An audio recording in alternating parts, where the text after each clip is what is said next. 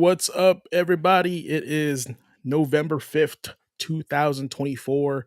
It is election night in the United States of America in our little humble town of Bellingham, Washington. So, howdy, howdy. If you guys are here tonight for the first time, we are the Gaming Academy. We talk about video games and video game related things, just like Hank Hill and Propane. But we do it in a what do you call this? We do it with more than one person here. So I have brought the faculty along to kind of help entertain and educate everybody here on the podcast. So, but yeah, welcome. Follow us on X at GQ Asian Gaming, also on Instagram at GQ Asian Gaming. If you want to watch all the VODs, feel free to watch them on twitch.tv/GQAzndood. Also on YouTube, if that's your preference. The VODs go up the day after the podcast, which is at youtube.com/GQAzndood as well. So, but yeah, welcome to another episode of the GQAzndood Gaming Academy. It's election night here in the US, but tonight we're giving you an escape into the world of gaming. No election talk here. We're kicking things off with our impressions of the Monster Hunter Wilds beta, our first taste of this wild new world. What could it mean for fans of the series? Then we'll take a trip down memory lane with our top 10 games that have truly stood the test of time. And in honor of election night, we're spotlighting games where you take on the ultimate mission, saving the president. So grab your controller and settle in. This is going to be one packed episode. And, like I said, I'm not here alone tonight. As always, I got my faculty here. Stored away in the Gaming Academy. The first man on the street, the one you know, the one and only, Blazing Ace Nelson. What's up? Seriously, man, that Killer Instinct character select team is just, man, that is if hype was a sound, that would be it. It is pretty wild. I decided to go with that one because tonight it's election night and it's a character player select screen. Oh God, So I just thought, I just thought about that, and I swear, if I run into a news broadcast where they're like counting down the election ballots with the Killer Instinct character thing, I'd be concerned. I would be concerned, but I would also completely lose the entirety of my shit. Well, I would do the Leo meme where I point and I'm like, I know that one. Yeah, that's exactly what I would do. And people are like, what are you talking about? You're insane. So, really, yeah. But how you been, man? How's your week? Week's been pretty solid, man. Keeping busy. Been getting in a truckload more time on Wayfinder, and man, I'm looking forward to reviewing this fully once I actually hit credits, because this game just keeps, like, the pacing at which the game keeps escalating is really solid.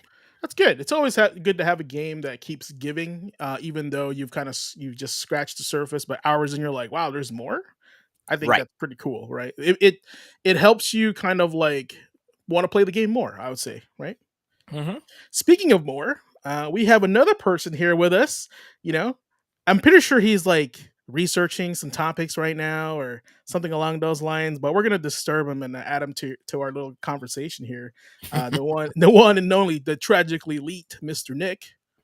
Hey, I was not trying to do any kind of deep dives. I was going to say I was going to try to bring up the choice of the evening and suggest the character select from Third Strike instead.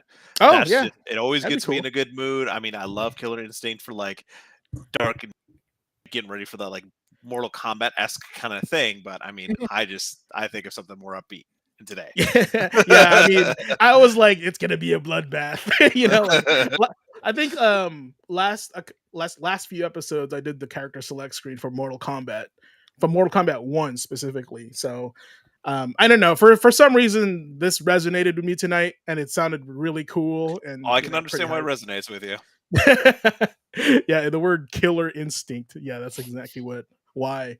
But yeah, so we got a lot to cover. Whole week of gaming and history, got lots packed, especially for November, because you guys know November is a specific time of the year where everybody buys video games for their family and their kids. So all the companies want to get their games out today and as soon as possible. So fill out those lists before Thanksgiving, right? Yep.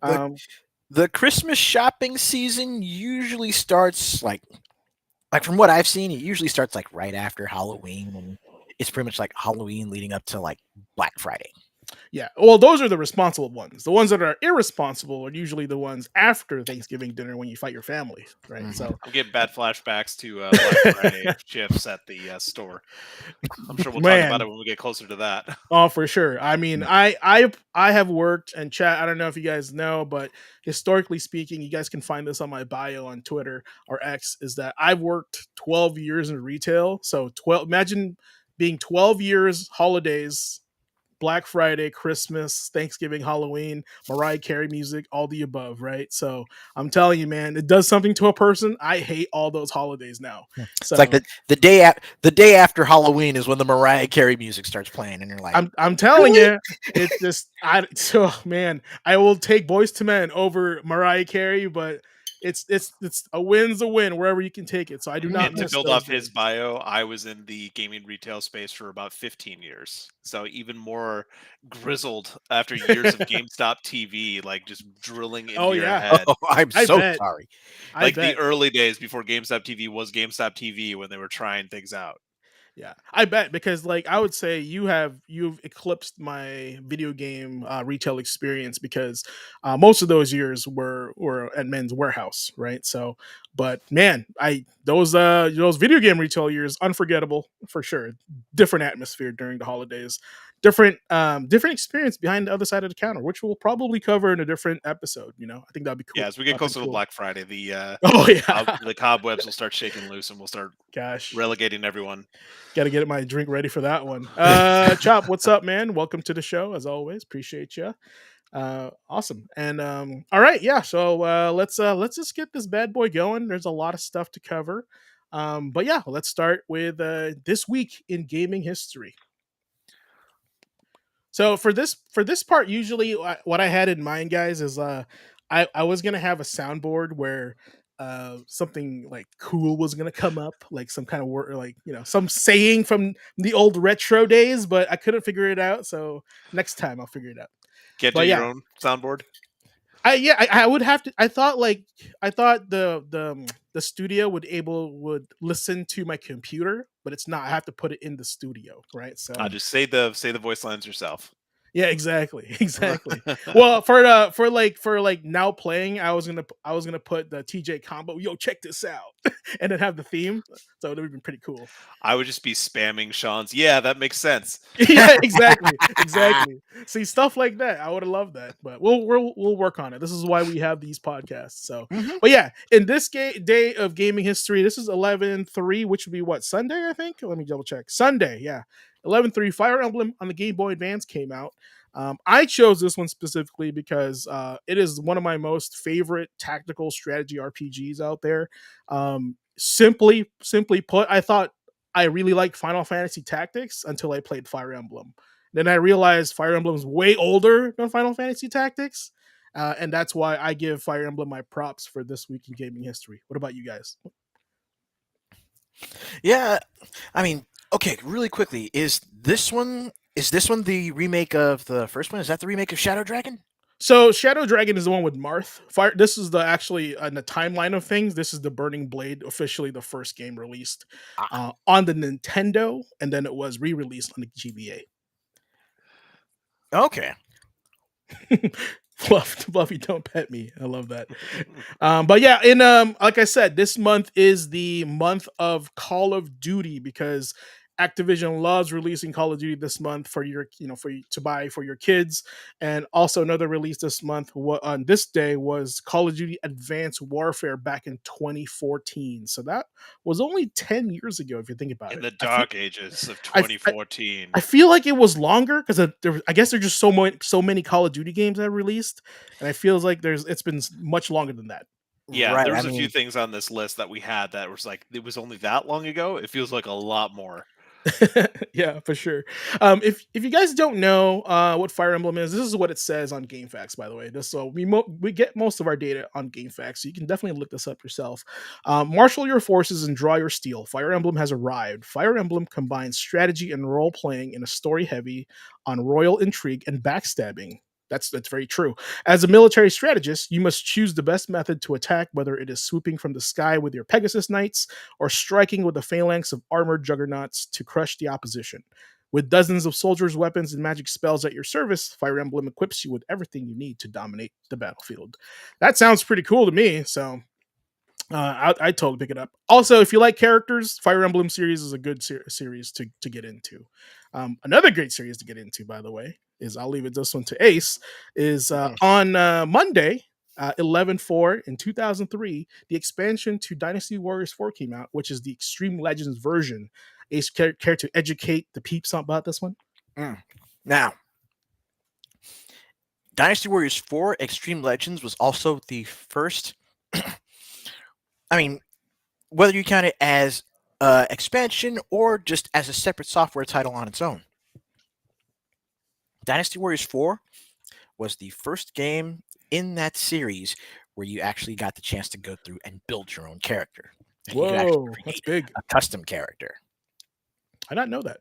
That's pretty cool. And it No, go ahead.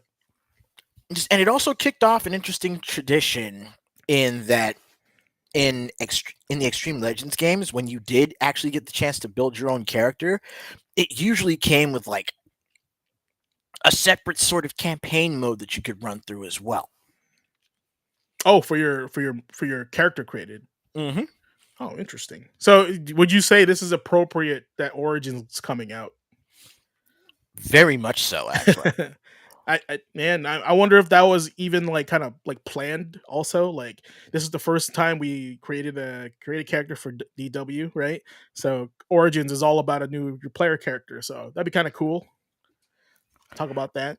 Also, I think one of the things we need to mention is that you got another game for an expansion, technically, not just DLC. So I thought that's pretty dope to just have completely another game for that. Um, I might be showing my age a little bit dated on this topic, but I I do feel that like getting another copy of the game where you don't need the original, right? Get the expanded version has a full game with it as well. So this is the era before DLCs, clearly. Um, but yeah, Dynasty Warriors 4 Extreme Legends includes all 42 characters from the original Dynasty Warriors 4 with new gameplay elements, engage in randomly generated skirmishes in extreme mode, live the exploits of all warriors in Legends mode, experience endurance style duels in the Arena Challenge, play it by itself or in conjunction with the original using the Extreme Legends disc swap feature. That's pretty cool. Here's your chance to become a legend among legends. So Yep. to have some value of owning the original one with buying the expansion, that's awesome as well. It's like rewarding your loyalty to the game, right? And they did that for, let's see, they did that for Dynasty Warriors 3, 4, and 5. Oh wow. And they just stopped after. Oh yeah, I guess they switched to the generation consoles, right? After that. Yeah, 6. Funny enough, just a little tidbit. We'll probably bring this up again once we hit, that game's anniversary. But Dynasty Warriors 6 technically was cross generation because it first released on the PS3 and 360, Mhm. but then Dynasty Warriors 6 Special released later on the PS2 with, some of the gameplay had to be, taken out for it to actually, fit on the disc for the PS2. Yeah. But it was the entirety of Dynasty Warriors 6 plus the extra campaigns from the additional characters that were added in what would have technically been Dynasty Warriors 6 Extreme Legends. Was that only in Japan? I don't actually recall that being released. I know 6 Special actually released in the States. Oh, that's probably a really hard copy to find. Yes, it is. Because I didn't know it was a thing until now. Well, actually, yeah, it released in the States, but it just released as Dynasty Warriors 6. But still, very much tail end of the PS2 and really, really, really hard to find. Yeah, chat. If you can find a copy of DW6 on the PS2, link it in the chat, and I'll take a look. That's a good collector's item. Another notable game that came out to that day was Call of Duty Ghosts, sneaking in 2013, and then disappearing it soon after because nobody liked it. Wow. Unless I'm wrong. Has anybody liked Ghosts or played Ghosts? I played a long time ago, but I remember Ghost kind of being a low point in the series release wise, at least in terms of response and amount of people playing it. You mean Mickey? Was it Mickey Rourke who didn't do it for you? Was it Mickey Rourke? They got a No, Mickey celebrity, Rourke was Rogue Warrior. Rogue Warrior. Yeah. I remember they hired an actor to be in Ghost to be like their selling point, and I forgot who it was. So, I'll see if I can look that up. all right, all right. Moving on to the Tuesday, and usually Tuesdays are release days for some games. The one that really resonated with me was the Twisted Metal on the PS1 on October 5th, 1995. I was what, 14 years old when this came out. I do remember seeing the long box version of this, which I couldn't find, unfortunately. But I do remember getting this one. And then I think what I did was I got Twisted Metal soon after Twisted Metal 2 came out. I really liked Twisted Metal 2. And I was like, there's a first one. And I bought the greatest hits version, the one that has the green label on it. Mhm. Because it was like $20. So why not? Oh yeah. Right? Yeah, this game's great. Vehicular combat is something that I feel like no one has really tackled in this generation of gaming. Closest, I feel like honestly the closest we might have to that, if we're technically counting this generation, closest we might have to that's probably Mario Kart 8 Deluxe. Just can you imagine just like Twisted Metal in the Mario Kart game, like Sweet Tooth, just a guest character? In Oh Mario Lord. Well, if you want to go more realistic but still Mario Kart esque, you can always talk about Blur, the game that critically never got a Oh sequel it yeah, should have. that's right. That's right. The only other one I can think of was Vigilante 8. And Well, I played that was a Vigilante fun 8, 1 and 2, but there's also what was it, Carmageddon as well. Had kind Carmageddon. of I a think same, that had a was, similar vibe. Let's yeah. see, Wasn't that like Carmageddon, that was like Split PC Second. exclusive, right? It was a long time ago. Mhm. Well, split second, I understand there's a form of vehicular combat in it, but it's not the same. You don't have guns mounted to Right, your vehicle. right. There's vehicular combat, and then there's vehicular warfare. That's true. Like I would put split second along the lines of like Burnout, right? It's kind of Right, more right. No, similar. Yeah. that makes sense. Yeah. But yeah, that is my story with Twisted Metal. I really didn't know much about it until I got the second one, and then I went back and retro collected the first one, and then it kind of fell off in 3. I just wasn't into it anymore. I think I played just too much Twisted Metal at this point, and it was busted because it was definitely not balanced.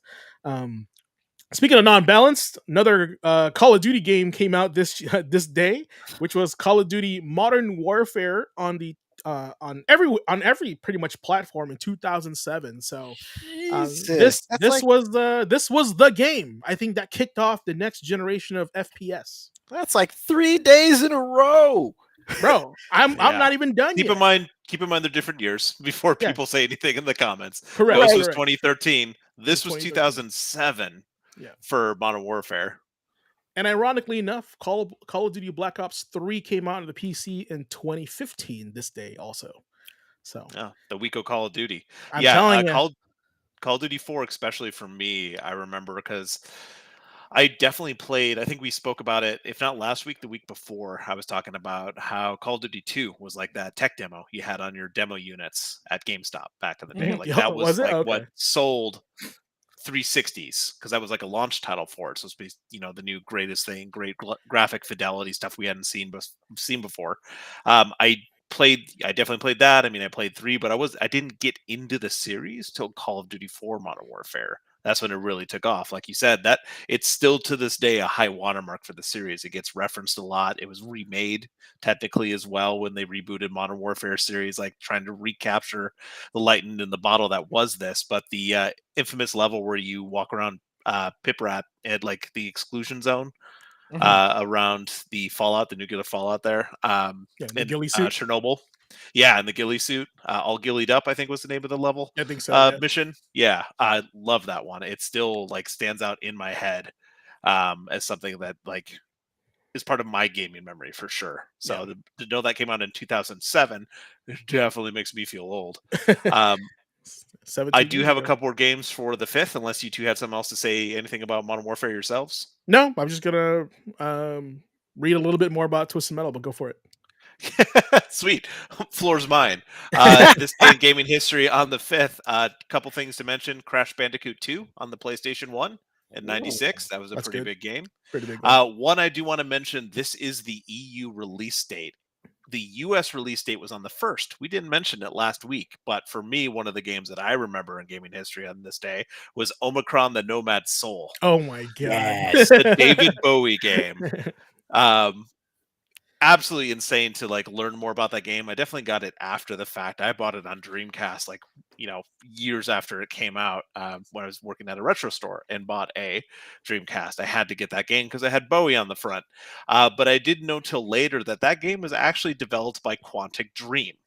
So a Oh, lot yeah. of people didn't know that game was not only it had Bowie in it. He composed for it, but then Quantic Dream was the developer. So the people behind like Heavy Rain, Fahrenheit, Beyond Two Souls, Detroit, Become Human started cutting their teeth on narrative titles in a game called Omicron: The Nomad Soul.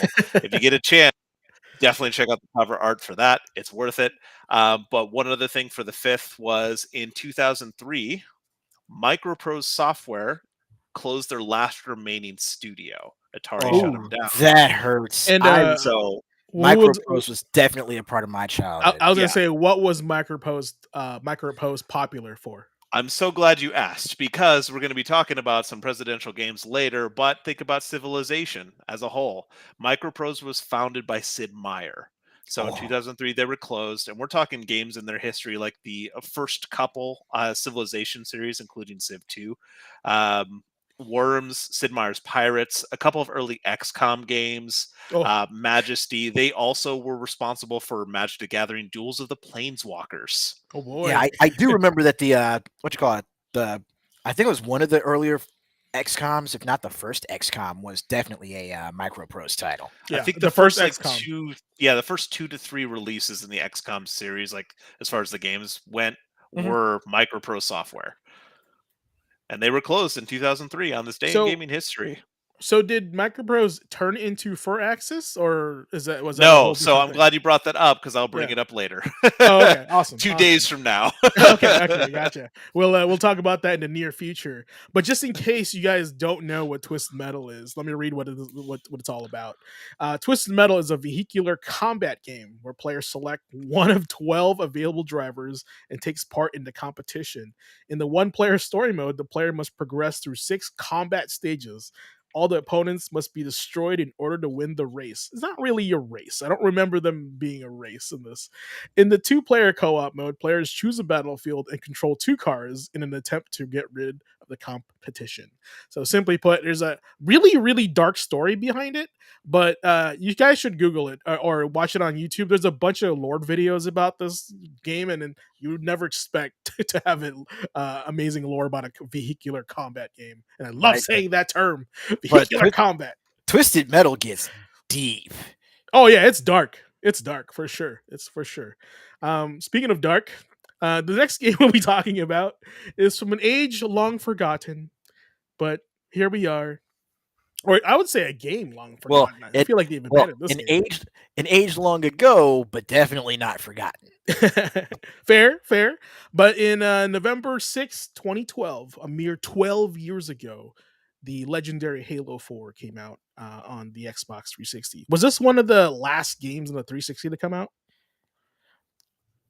You guys ever know that, or is this the tail end? This is the tail end of 360, right? Uh, Yeah. 14, yeah, definitely tail end of the 360. Yeah, I didn't own a 360, so I figured that. But I wanted to add this because Master Chief is like the icon for the 360.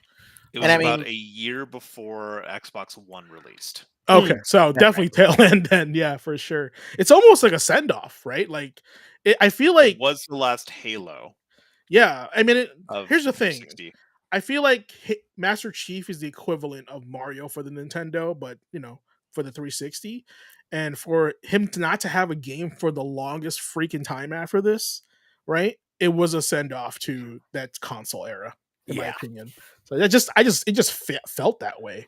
So, but yeah, I didn't own one. I know everybody was looking forward to this after 3, and then was ODST after 3 or before 3? I can't Yeah, remember. because it was Halo 3 ODST. Okay, gotcha. Yeah, and so that's this was the game for that. It was supposed to close the story, right? If you guys if you guys remember any of it. Yeah, it was supposed to be like the bookend of the generation and close the story before the next Halo game. Who knows how long it would have been? Yeah. It was technically the like big send off for Cortana's story, and kind of left on a big cliffhanger. Which Andre's in the comments right now saying that Halo 4 is like the Resident Evil 5 of the Halo series. And I'll say back, at least it's not the Resident Evil 6 of the series, Oof. because that was atrocious. 5 had some love, and honestly, 4 is one of those games that I revisited with the Master Chief Collection, and I found out that I liked it better than I remember. Oh, I cool. didn't hate it back in the day. It didn't live up to my expectations. I did love the ending of it, but the rest of the game just wasn't there for me. It didn't hit what I wanted. I will say, and I brought it out just for this because we were talking about it earlier, but I have my Oh, collector's edition of okay. 4 Let that's me let me signed. give you let me give you the floor here. Oh no, I fucked up. Hold on. Just keep spinning around, bud. There you You go. give me one of these frames. There we go. I've got Chief in the corner. My collector's edition that's signed by a few of the devs that I got to meet. I definitely, this was before I started getting super out on the Halo series and starting to, play it less and less. Mhm. Like Andre said, like the narrative was strong. I appreciate it now after seeing what happened with 5 and with Infinite.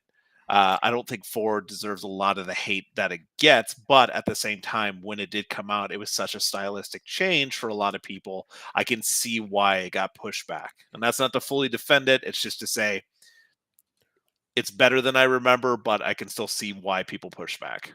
I, Right. I would argue that we just didn't know how good we had it till recently.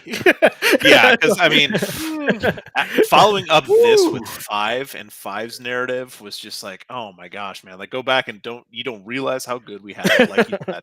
Following it up with 5, and from what I've heard from the TV series, okay, Yeah, I mean the TV series is a whole nother conversation beyond that, but I Yeah, mean, yeah, absolutely. for sure, for sure. We all know that there's a curse when you translate video games into Hollywood. We know that.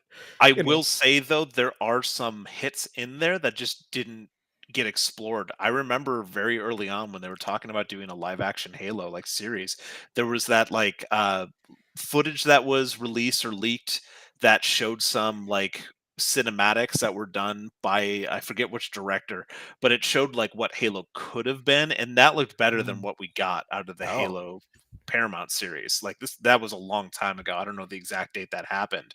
But I remember watching Forward Unto Dawn, and honestly, Forward Unto Dawn better than the Halo series. Like if you go back and watch that, it's not a bad take, especially on the heels of something like ODST, which I still say to this day that the opening cinematic for ODST is one of the best they produced. If not the open, no, not the opening cinematic, but the live action cinematic they released for Halo ODST. Pardon me. mhm.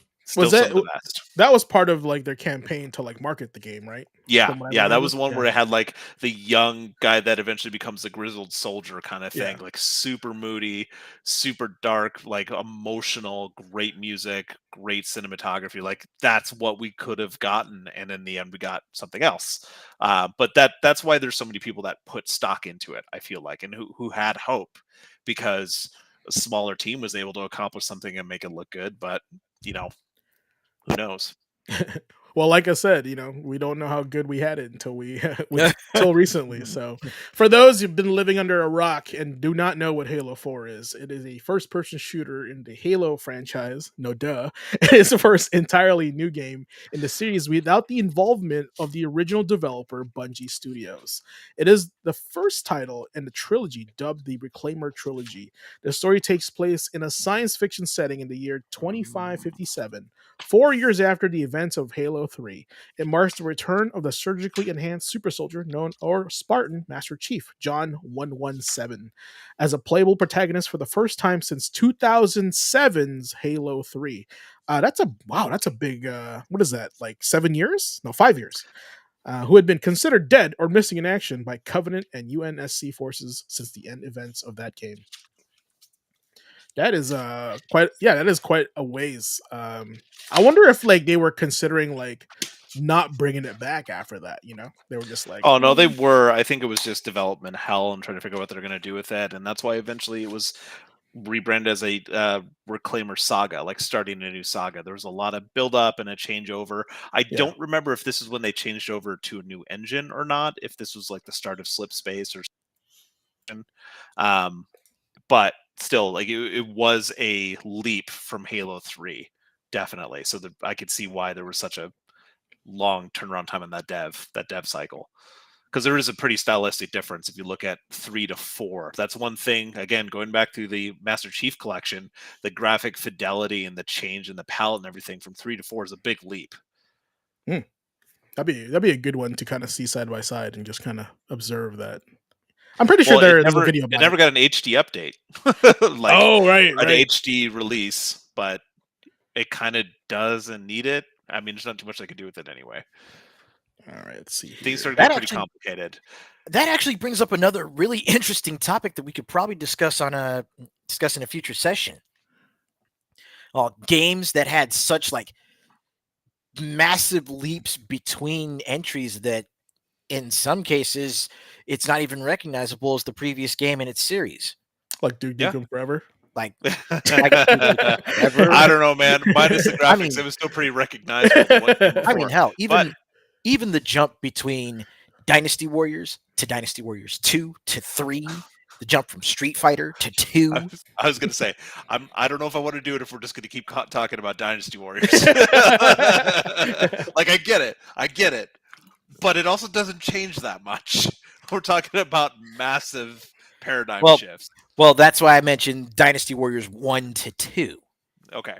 I would definitely say like big your history and GQ's history with like fighting games, especially the Street Fighter series, like that's a good one to talk about because there's some heavy changes just as touchstones. But hey, if people in the comments have some games that they know of, maybe we can do a whole cast section about that. But yeah, it's super interesting, and you know, maybe we can dive we deep. could do a fighting game episode. That's not a problem, trust me. Before we jump to the next day, just 2 quick ones in my Mhm. gaming history. 11.6 in history in 2001, SSX Tricky on the PS2. Still one of my favorite snowboarding games to this day, with a banger of a soundtrack. And I still have Rozelle in my ear every once in a while. Yeah, I got you, Ace. Like, I'm not forgetting about Run Tricky. DMC was in that for sure. Yes, absolutely. And then in 2007, Fear for the PC. The original Fear release. I remember when that released was huge. The AI in that one threw people for a loop because it was smarter than you thought. Anyway, on to the next day. No, man. EA, what is EA doing with EA Bigs games anymore? Nothing, right? Nothing. Whatever. Yeah. It just makes me Living upset. off nostalgia. That makes me upset. Well, you know what makes me upset too is apparently Gears of War 1 and 2 came out the same day in 2 different years. Did you guys know that? Huh. Do you know this? Did you hear about this? So on November 7, 06, Gears of 1 came out, and 2 years after, Gears of War 2 also came out. So that's a very interesting. And look at these like PTSD prices here. You like those? You like that? I was trying to find a professional picture. This is the best one I can find. A used copy that's new on Platinum Hits on the Gears Platinum of Hits War. edition. But yeah, it's to me, this game was probably the game that got me to buy a 360. To be honest with you guys, I just saw like the gameplay, I saw the trailer, I like the aesthetic, I like the theme. It really gave me like Predator vibes from like the 80s, right? But with more sci-fi involved. And I was like, I gotta play this game, and it was like, and I was a huge fan of Contra when I was a kid, so this was like to me was the modern day Contra. And like I said, this is the game that made me want to get a 360. I was really holding out for the PS3 forever. Then I was like, no, I think there's a price drop on the 360. Gears of War is there's more reason for me to buy one. So this was the game that did it for me here. Yeah, I don't know. Do you guys? It matched your price. It matched my price. Yeah, absolutely. $20, brand new. Do you guys have any experience with Gears of War? Fans of it? Stories about it? Tons. But Ace, go ahead. No.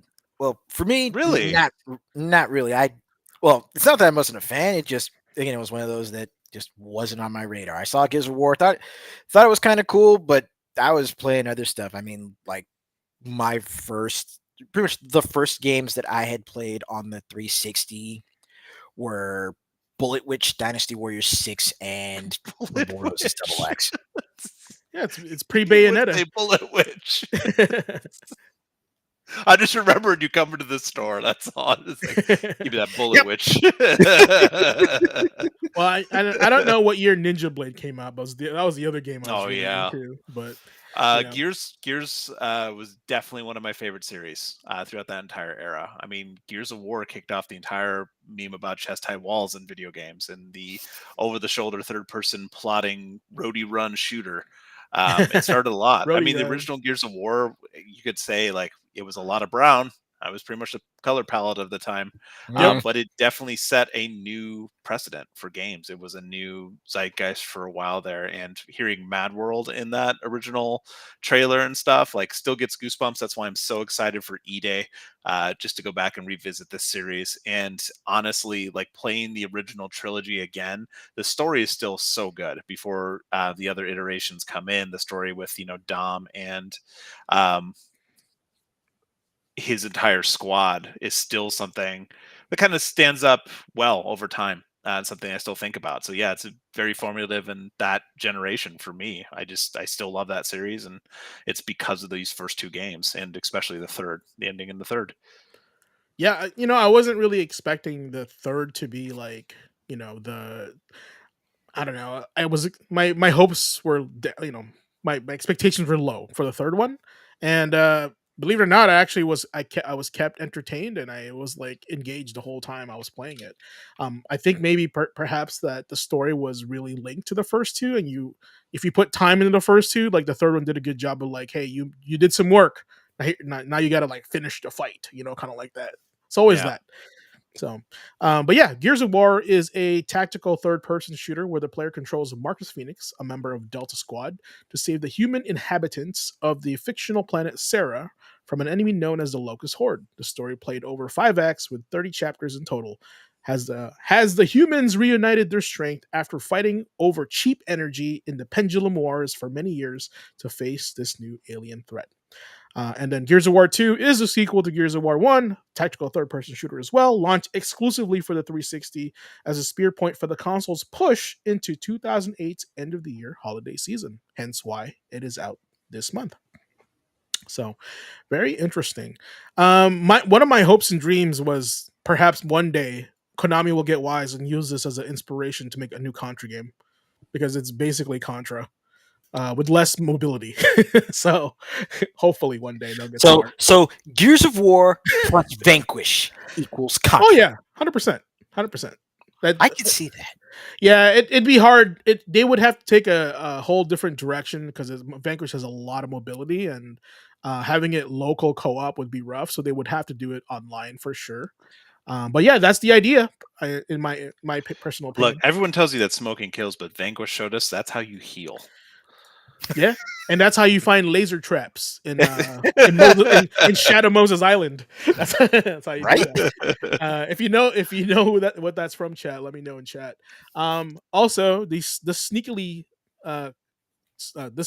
game snuck in this day too. Call of Duty 3 came out in 2006 on this day as well. No So, way. Another Call of Duty game. Who would have thought this week? Yeah, Activision, what's up? I would say Andre pretty much nailed it right there with what he mentioned in the chat just now. The seventh generation shooter era, in retrospect, just as a whole, was an event. There's a lot about that generation we can talk about, not Yeah. only with the shooters, but just remember for a moment when you think of RPGs back in the day. You're talking about the PlayStation 1, the PlayStation 2. What happened during the PS3 generation? Xbox was known for RPGs. It made a leap. It shifted over, and that was like paradigm shifting for a lot of people because you would not expect that. And we mentioned it before, but Lost Right. Odyssey is one of my favorite like JRPG styles ever, and that was only on the 360. Like, it is very hard to discuss like between the generations, like all the things that have changed. Like, this really put Like Xbox on the map. the PS3 still had a few bangers that came out over that Oh, generation. for sure.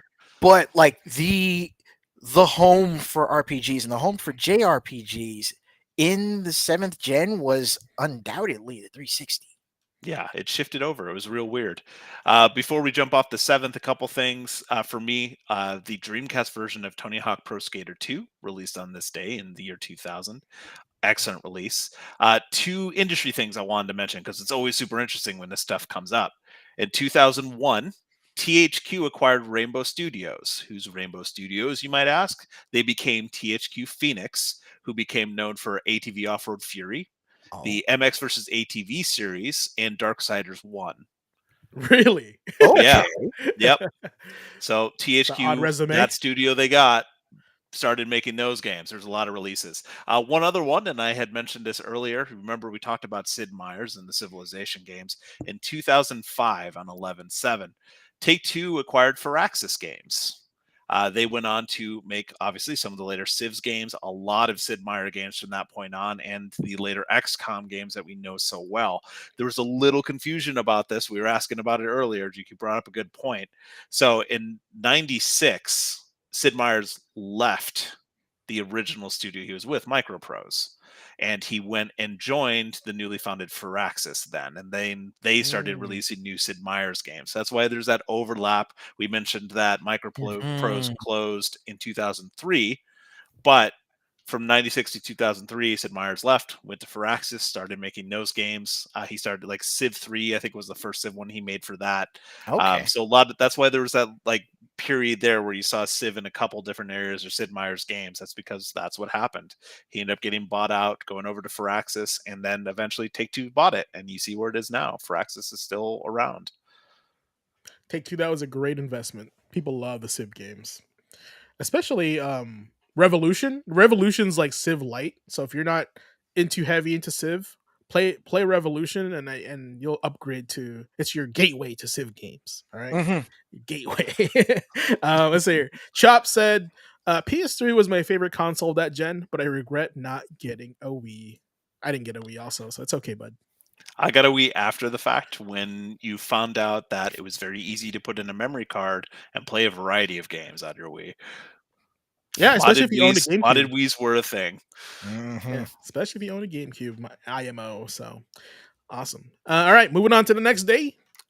Counter Oh no! Strike on the November 8th, Oh no. 2003. Oh no! Classic. Now, Oh, let me reiterate. I have thoughts while you talk about this. Let me reiterate. This is I believe, the re-release date of Counter Strike when it was officially out of Half Life mod. Right, it was a standalone game that they re-released because the original Counter Strike was a mod for Half Life One on the PC, and I think the same date came on PC and Xbox for Counter Strike. Gotta love the artwork. I gotta add that. But anyway, what did you guys have to say? So the Xbox version is different. Keep Yeah, in I bet. mind this was the port of the game because the mod for Half Life. It was the dev team for that was hired by Valve in 2000, and that's when they got the rights to Counter Strike. So the year 2000 is actual OG Counter Strike as I remember it. Yeah. I played Counter Strike since Beta 7. Like I played a heck of a lot in 1.5 and 1.6. The people that had played back then will know what that means. It's 1.6 was the release that came out with the original launch of Steam when Steam first launched. Oh. Oh In man, that is an era. Jesus. 10 days, in 10 days, my Steam account turns 21. Like Jesus. Can I drink was now. I was there at the beginning. You have no idea. Like, right? Do not Like cite conspiracy the deep theorists. Yeah. magics to me, Yeah. which I was there when it was written. Exactly. Uh, I played too much Counter Strike, and I say too much because I eventually dropped out of college because I played too much Counter Strike and flunked my classes.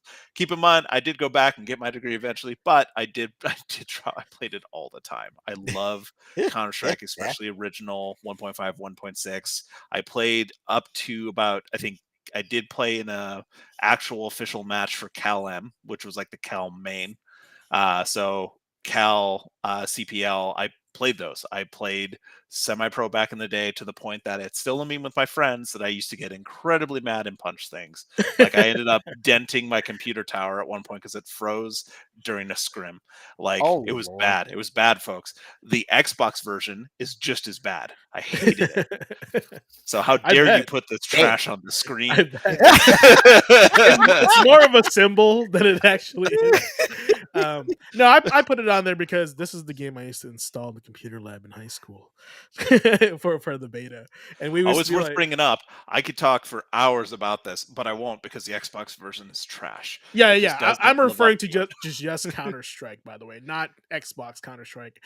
To my knowledge, this one was not greeted well by OG Counter Strike players, from what I remember. So, um, Yeah. and for those not who have no idea what we're talking about, Counter Strike is the popular, hence popular, online action game, first person shooter for the PC. I know it says PC. That it makes its console debut on the Xbox and Xbox Live.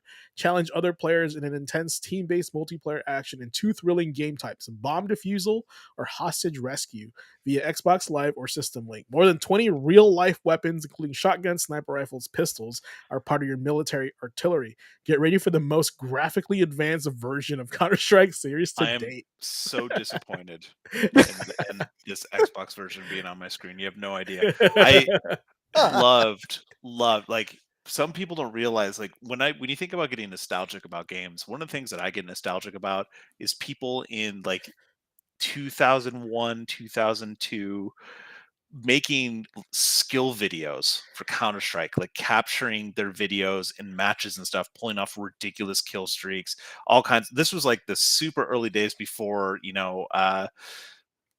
big, large scale esports were a thing. Like these were the early days, like Yeah, almost this was underground it. feeling. They're not And not just the days of skill videos, but the days of AMVs.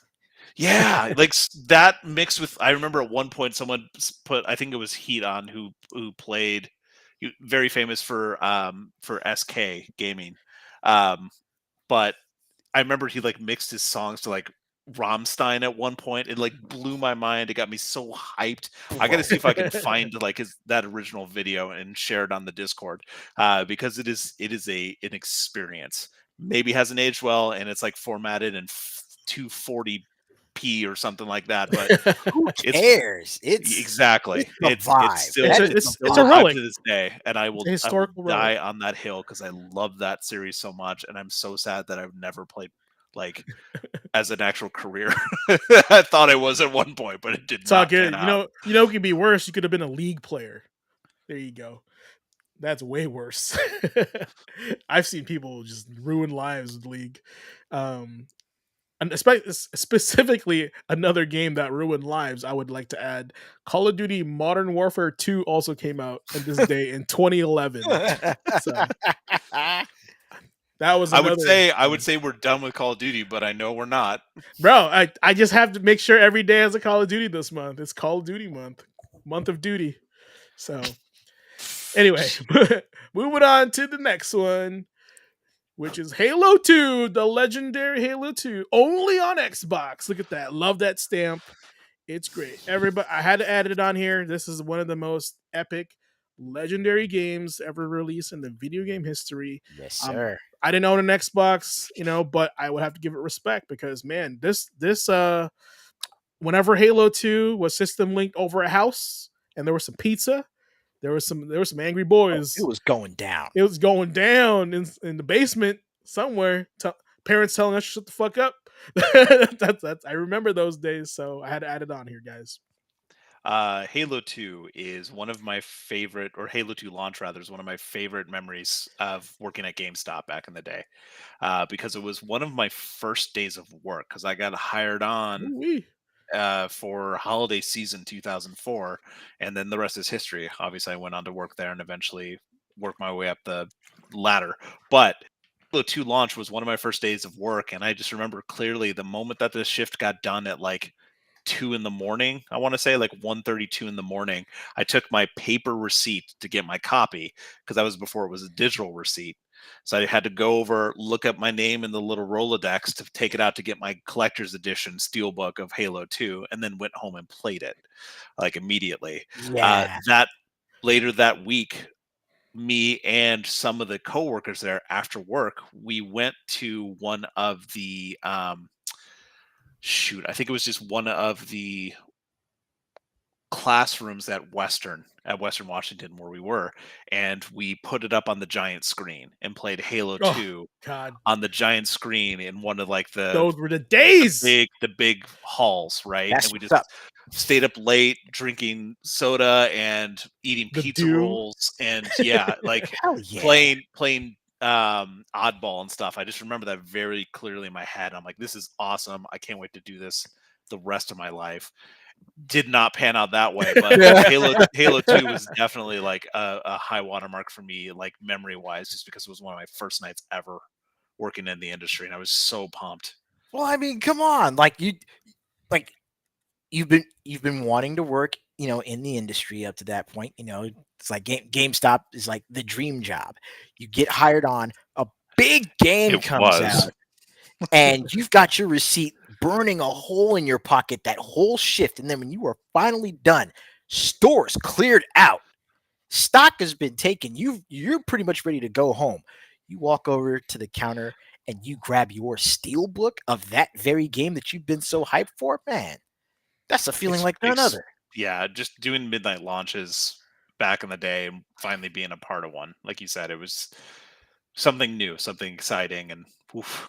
I feel like if you've never worked at a game store for a midnight release, you have to be one of the most altruistic individuals on the planet to give everybody else a goddamn copy of game that you want to play right now. So you gotta practice some self control, and and I'm Oh just man, saying it is what it is. I For didn't the have trouble love. with that, to be honest. I was just so excited to be there. But I mean, Well, that's also why I eventually transitioned to doing events and stuff. But I yeah, mean, that's what got me excited about events and planning them in the future was because of midnight events. They're yeah. not for everyone. I see Andre said they never went to one. Like, yeah, I completely understand it. For me, though, it became a thing, and why I'm so sad that they're not really a thing anymore because it was just so exciting. You could share that excitement with everyone around you, and that was Mhm. before social media really took off. So that was your only chance to like, really get into it with people who are in your community.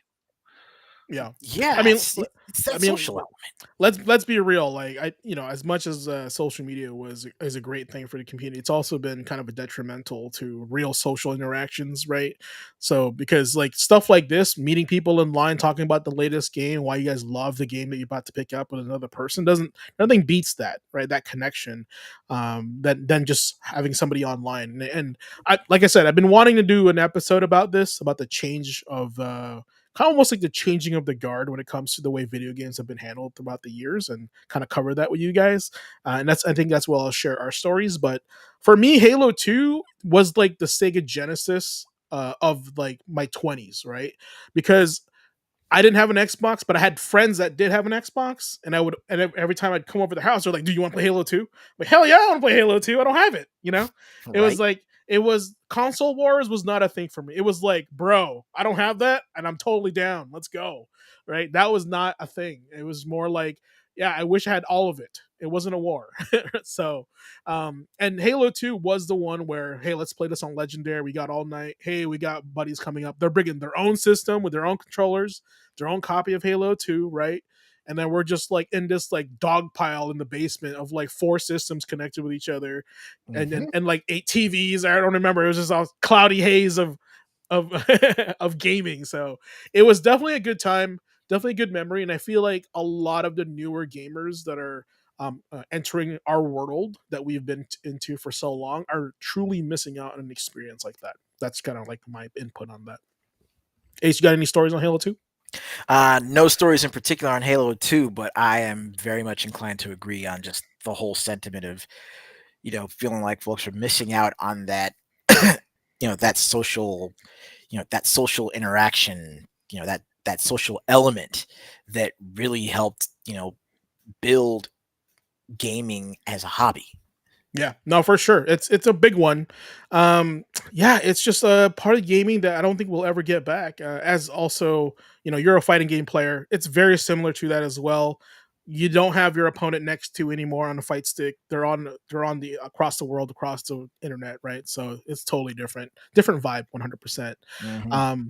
Speaking of different vibe, another game that stealthily came out for the Dreamcast also this day was Capcom versus SNK. I wanted to slide that in there. And nevertheless, another Call of Duty came out on this day as well, back in 2010, which is Call of Duty Black Ops, one of the most famous Call of Duty type games out there. So, for some reason, I've always remembered Call of Duty having two parallel games, Warfare and Black Ops. And I feel like both fans just hate each other, but they love the same game, which is weird. They're like, I love Black Ops, but I hate Modern Warfare. And then Modern Warfare players are like, oh, you play that trash, Black Ops? It's so weird. Because it's like those watching through the window, they're like, it's the same game, guys. I don't know what's happening here. So that's kind of the vibe I got about those two games. But yeah, Call of Duty month. Anything else on these? What else you got, Nick? On the ninth, couple quick ones. One that meant a lot to me was in 2001 for the PC, Star Wars Galactic Battlegrounds. Uh, I loved Ooh. RTSs back in the day. Absolutely loved them. And there was a ton of games that were basically just clones off of Age of Empires 2. This was one of them. It played a lot like Age of Empires 2, but it was set in Star Wars, which was like the meeting of two things I loved a lot. So that one definitely stood out for me. In 2017, speaking of Call of Duty, it's got to be worth mentioning some other shooters and a company that's pretty well known in that space. In 2017, on this date, Respawn was acquired by EA. Ooh. This was their official announcement that they were planning on buying them. It didn't happen and go through until the 1st of December, but this was the day where they announced their intention to get Respawn. And this was right off the heels of some of the fan favorite games, Titanfall 2, I think, was getting off the ground then too. But everyone loved Titanfall. Then Respawn was bought by EA, and then we're like, oh, maybe they'll just make more Titanfall. Nope. They didn't. Surprise, surprise. Eventually, they came out with Apex Legends, which a lot of people know, and the Star Wars Jedi Fallen Order and Survivor Fallen Order games. forever. Very, Yep. very good games, by the way. I'm a huge fan of Titanfall multiplayer and 2 story mode. One of the things I was like, in a rhetorical that I want to cover one day was I was hoping in the future we'd have a co-op Titanfall where one of us is the robot and one of us is the pilot. Oh, that would And be so dope. yeah, and it'd be so funny and so creative of how the two would interact as a team, right? So like I feel like it would be once you get it once the pilot gets in the cockpit, it would turn into like Steel Battalion almost. So Nice. I'd be so fun. It'd be so interesting and new and a refreshing take on the genre.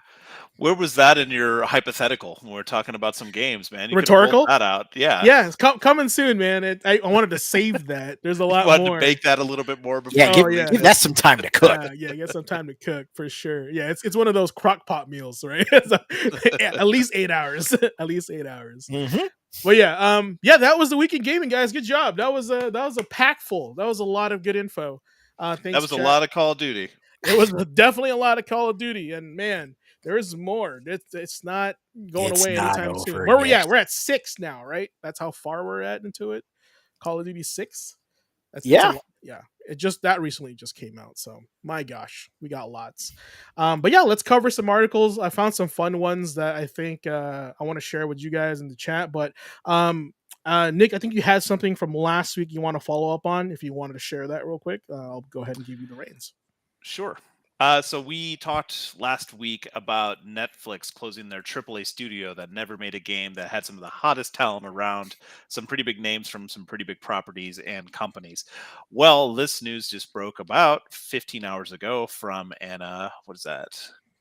Koselki from Games Radar. Apparently, it was an actual planned transition that Netflix is shifting all that game dev they were talking about into a new initiative powered by AI. Oh So boy, there's AI. yeah, AI is back and in full effect.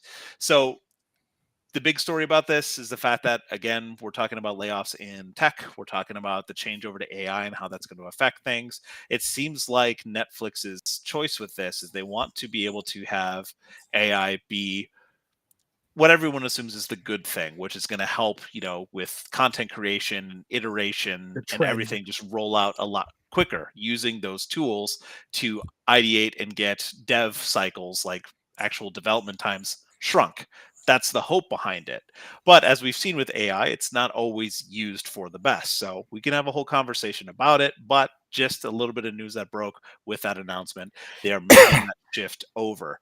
One other thing that's worth mentioning too is that Netflix, at the same time as this push they're talking about and this announcement that they had, they're starting to pull all their interactive titles from Netflix as well. Some of you may have seen that if you're a Hmm. subscriber. They're starting to pull a lot of those games and those interactive titles that they have out of service. They're pulling that in addition to that AAA studio they closed. Wow. Not only are they moving in this direction, they're taking what's been made by other people and removing it for. Just their interactive titles that they've already had on their sites Okay. and on their streaming service. They're just starting to pull those off. Gotcha. Couldn't tell you why, but it's been noted as well. Like, a lot of the stuff's being pulled off on top of this new initiative that's going to be heavily focused on AI in order for them to affect their dev cycles and Dang. build games. We'll see what happens. That's crazy. I leverage AI in many ways, usually to the right things because I'm not as creative as I used to. But to replace a whole department for a creative thing is it's wild to me. Imagine having a game made by AI and not knowing it, right? I would agree if you're gonna make that Netflix, the game should be like half the price. You know what? Like there's no employee, so you may as Exactly. well.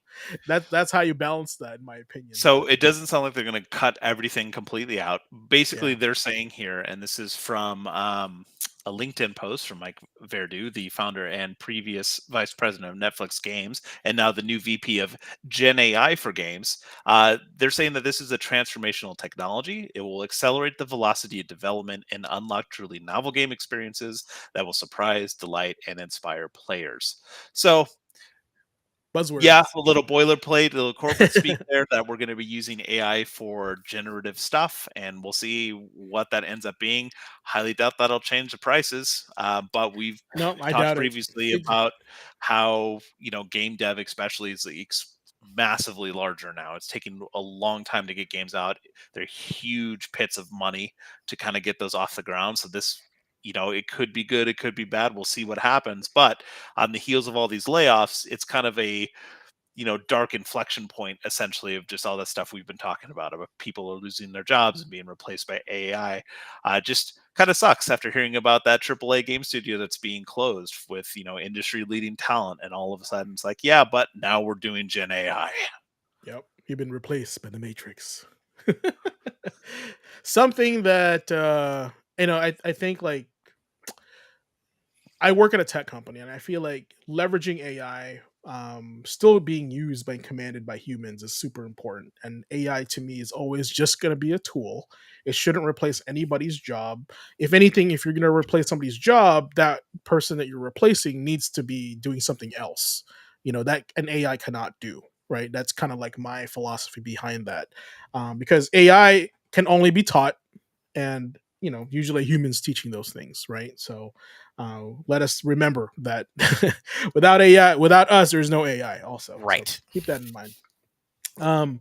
Speaking of old timers, my article that I chose for the night is nest games that age beautifully. So I wanted to kind of help cover this here, and these are just Nintendo games that I think would would have held up if they were to be released recently on Steam, because there's a lot of retro games coming out on Steam, right? And I feel like some of these Nintendo games could easily be like, wow, this is actually a game that's 40 years old.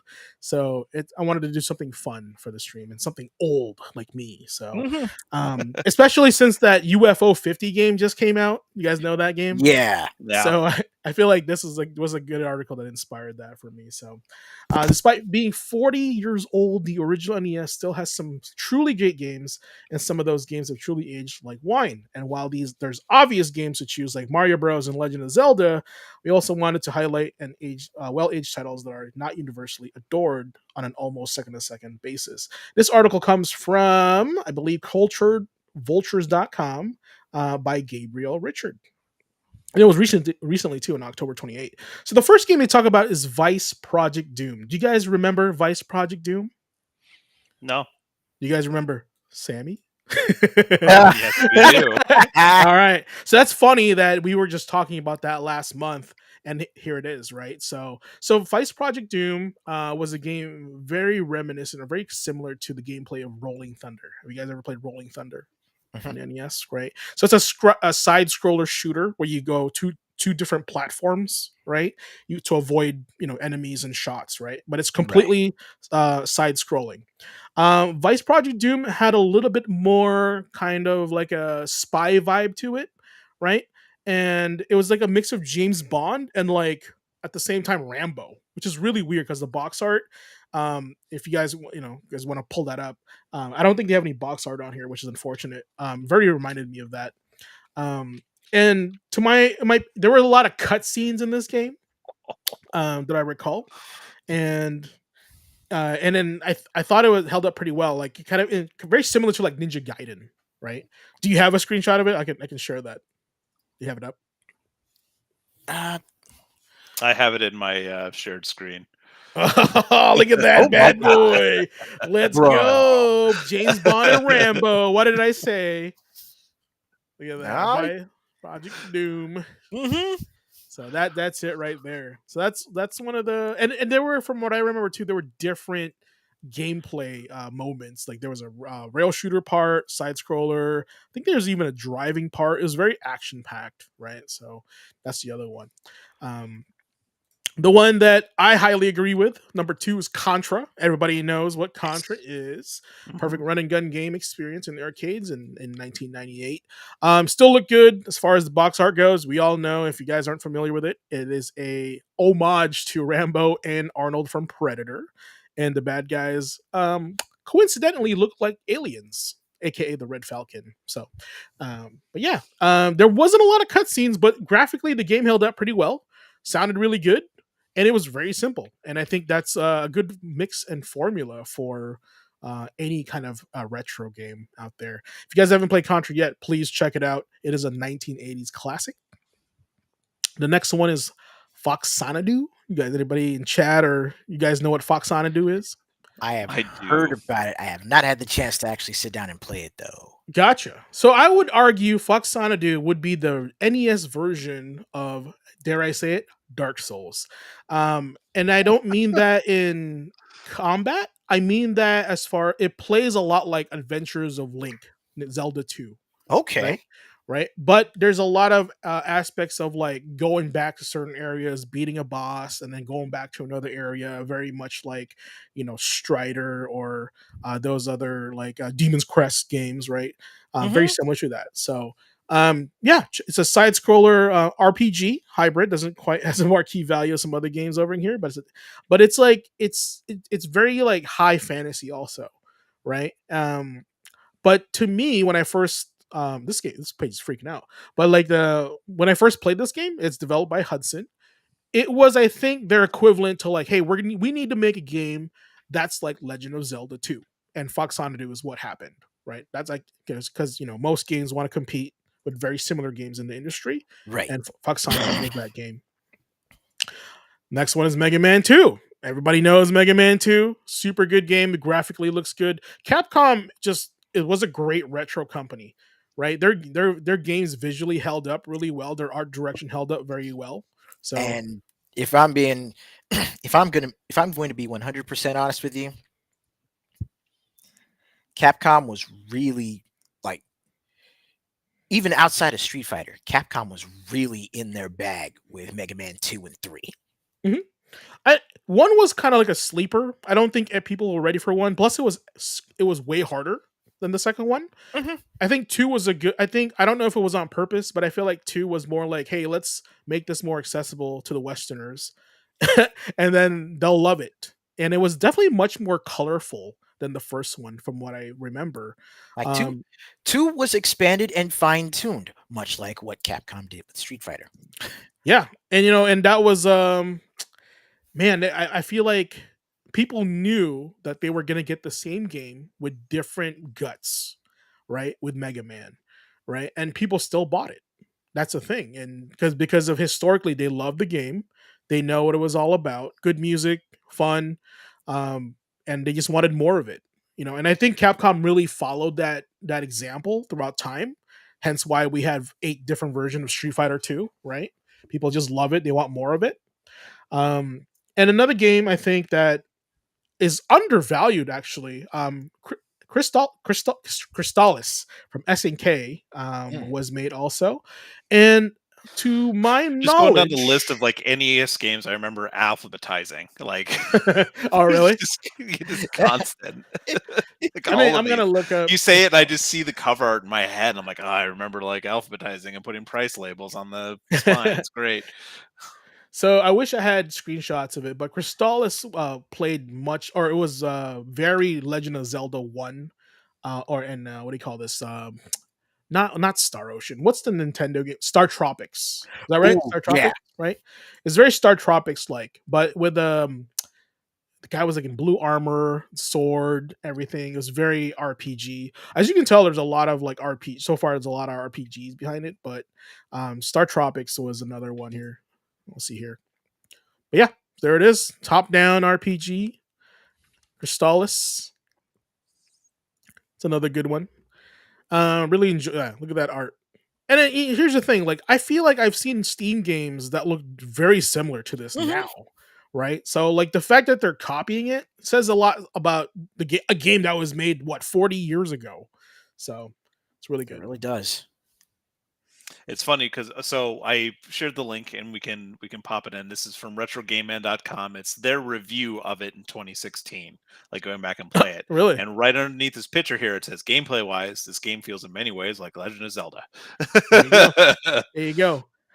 In the tech world, they say flattery or copying is the best form of flattery, and but they say in real estate tech they say R&D is the best form of flattery because I mean, most people think R&D is what research and development. No, they call it rip off and duplicate. That's what Yeah. they call it in real estate tech, which is funny. But speaking of a game, I don't think has been cloned. Maybe I could be wrong, but I don't think Kirby's Adventure has its kind of like clone. Oh man, Kirby's Adventures, That so was one of the Nintendo games where I was good. like, "Wow, this game looks really good for a Nintendo game," because it was one of the late titles for Yep. Nintendo. They really had it down during that time. Probably still better looking than what's that game, Samson, right? The real super rare Nintendo game every collector wants to buy. Hmm. Oh, this is a good one too. God, a lot of bangers in this one. Look at that. They're all from Nintendo. Let's see what you got. Yeah, see that? Yeah, very colorful. For a Nintendo game, that's pretty good. Right, and I mean, especially because I remember visiting a couple of my friends in junior high. I'd go over their house every so often after school, and we'd sit down, fire up the Nintendo, and like more often than not, it's like that same day.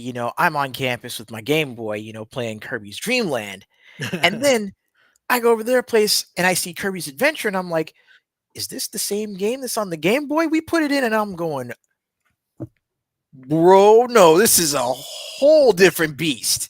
hmm Yeah, can you imagine playing Super Mario Land and somehow somebody gives you Mario Bros 3 and you're like, "What the heck?" That's Right? that's It's kind of that like kind of vibe. thing. It's the Wizard of Oz Technicolor effect. That's a good one. I like It that. is quite literally that same feeling that you get watching the first part of the movie in like sepia or monochrome or black and white, and then after the tornado, Dorothy lands in Oz, opens the door, and everything is just boom. Let it be known, Ace said the word sepia in today's podcast. So let it be known. Can you guys clip that? That'd be Graphic great. graphic design. My man said sepia. uh, a game that's not in black and white actually is a Punch Out, specifically Mike Tyson's Punch Out, in my opinion. Mm-hmm. Had a great roster of characters, and it was the art was well done to distinguish each character very carefully. There was some like clone characters, but they were artistically different enough for us to be like, wow, there's a lot of different characters in this game, right? But if to save money and time, there's always going to be some clone characters or echo characters. Nintendo's really good at making echo characters, especially if you played Smash historically. So Mm-hmm. that's a very good one. Oh, this one right here, number 8, Castlevania 3 Dracula's Curse. This is a very good looking game from what I recall. The palette was really good. The music was really good. I mean, I think there's some games now that like try to copy this art style. Hence, Curse of Blood. What's that? What's that remake or the reboot of Castlevania? That's like Blood. No, that's not Bloodstained. It's like the newer Castlevania games. Chat, help me out Oh, the here. Lords of Shadow. Nope, nope. No, no. Limited Run made a print of these games, and they were pretty much Castlevania graphics, but Well, they that were was Bloodstained. was it Bloodstained? Bloodstained had the cover arts that were like that from Limited Run. No, they were. It was not. It wasn't this one. It was Curse of the Moon. Yeah, you're right. Curse of the Moon. Um, Which is Bloodstained. well, the one that I'm talking about isn't the 3D one. Are they both Bloodstained? Yeah, Yeah. Okay. yeah. Curse of the Moon 1 and 2. Those were both Those were both Bloodstained What's the titles. 3D one called? The three, three Ritual of one the is Night. Okay, yeah, so it's Bloodstain. But yeah, the fact that Bloodstain has this art form and art style tells you that they were inspired by it and they wanted to kind of remake it in more modern times. By the way, I beat the first one and it's really difficult. But what do you call this?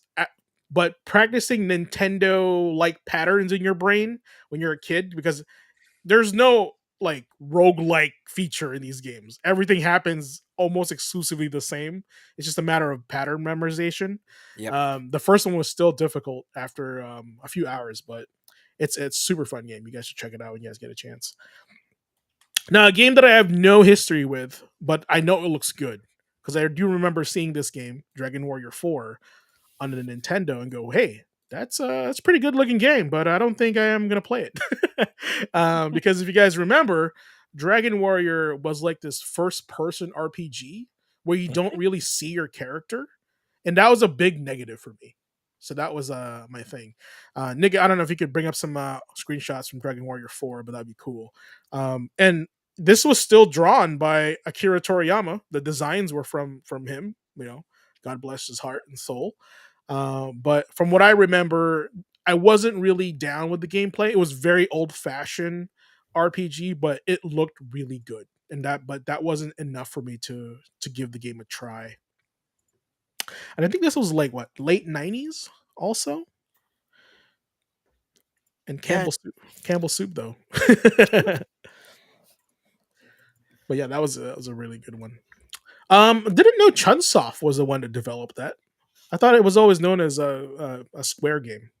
Square Enix or Enix before they got merged. uh, yeah. No, I think Chunsoft was at least a publisher for Dragon Warrior 4. Sounds about right. Yeah, I don't know too much. Like aside, I wasn't really into RPGs when I was a kid. So, but I do remember like seeing them and like be very like intrigued by them. I just wasn't smart enough. Like I said, my first one was Ultima. I don't know why I landed on Ultima. I'm so sorry. Yeah, I was like, man, RPGs are trash. These games make no sense. Little did I know, I just had an intelligence of 2 and I couldn't play the game. So, but yeah, the last one on here is TMNT2, the arcade game. I would argue Ultra Games / Konami did a great job of making this game. the NES version of it Right. Like because Ultra games. I feel like Ultra games back then, like Ultra games for Konami back then was, the big label for EA Sports. Yeah, I would say like Konami and Ultra Games were like they were the rival to the Capcom team because I just remember Konami and Capcom just duking it out when like trying to get my attention on games, Hmm. right? When I was a kid, and I was just like, both these games look good, but I only have the budget for one. Which one do I pick? So the number one way for me to pick was, did I play this game in the arcade? And did I like it? Then I want it at home.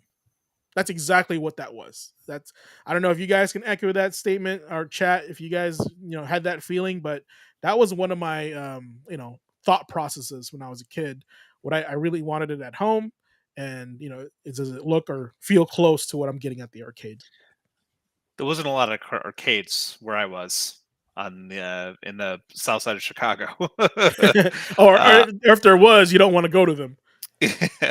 so I remember this game because we had it on our NES at home. So this was one of Awesome. my favorite games from the NES era, just because it was one of the ones I played the most. My Oh, brother and I, I think I have. especially when we were kids.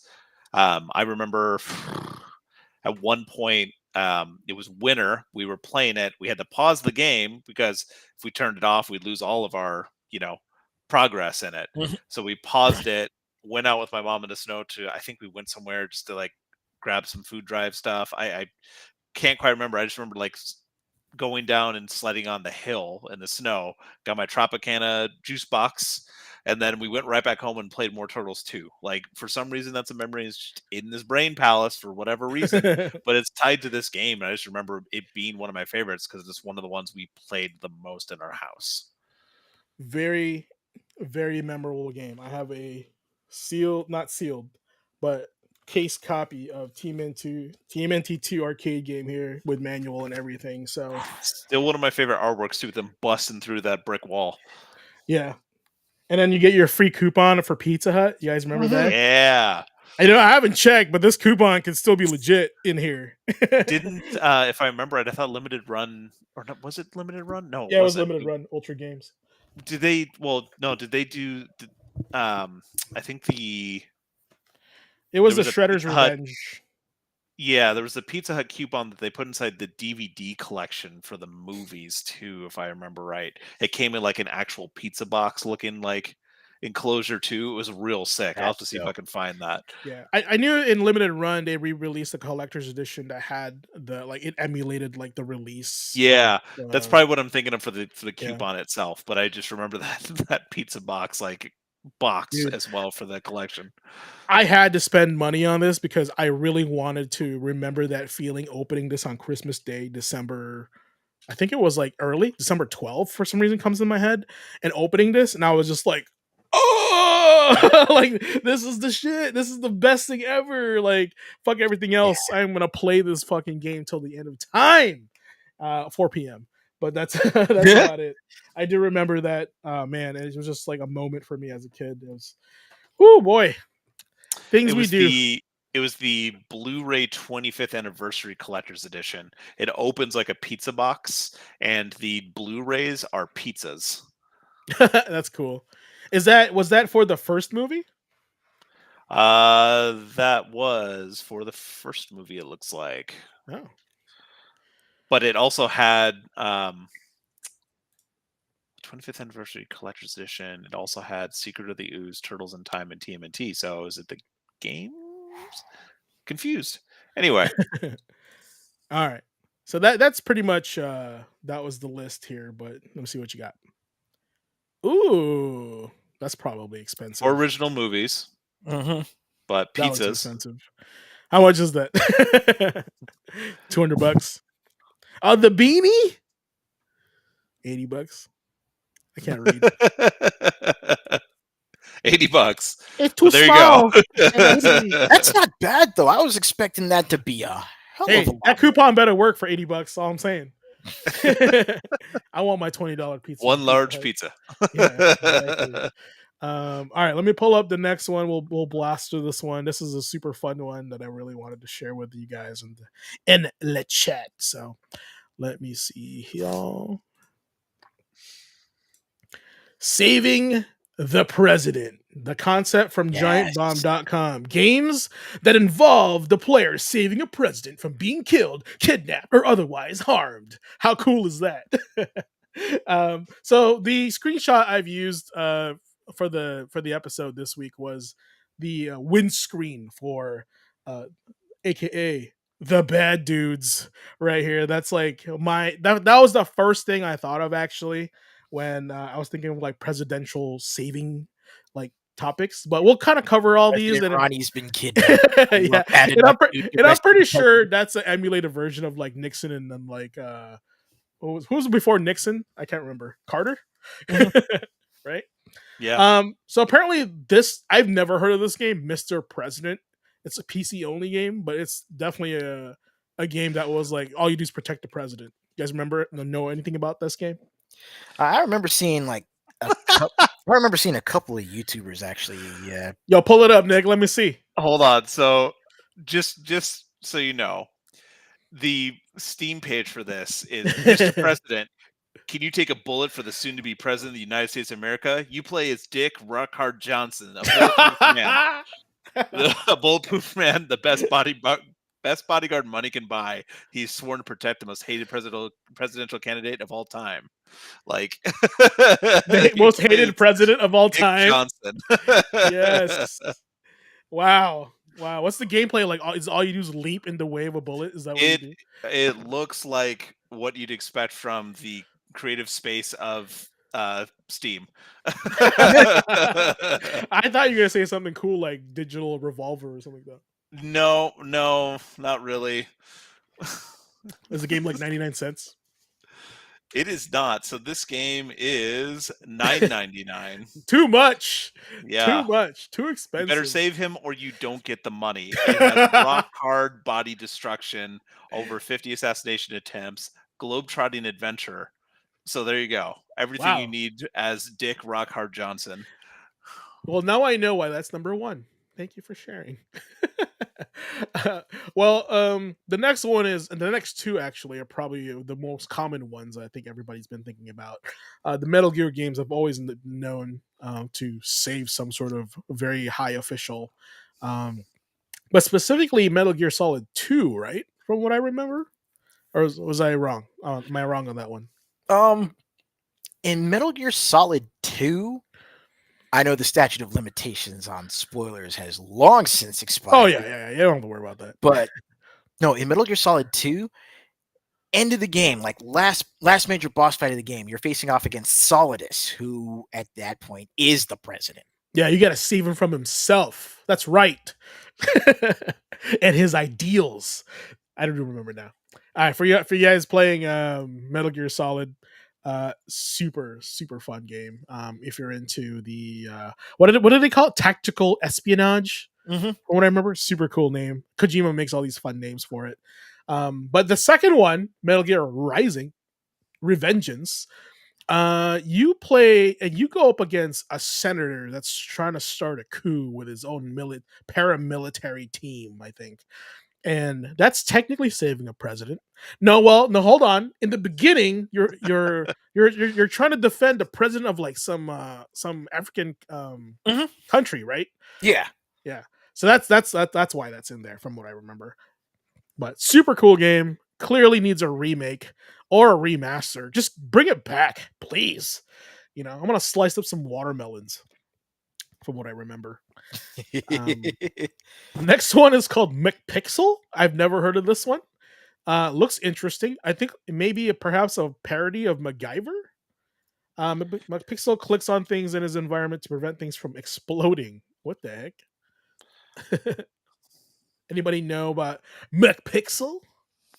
I just remember the like other ones being released on Steam, like Big Pixel 2 and 3. They were like that like bit art style kind of like puzzle video game thing.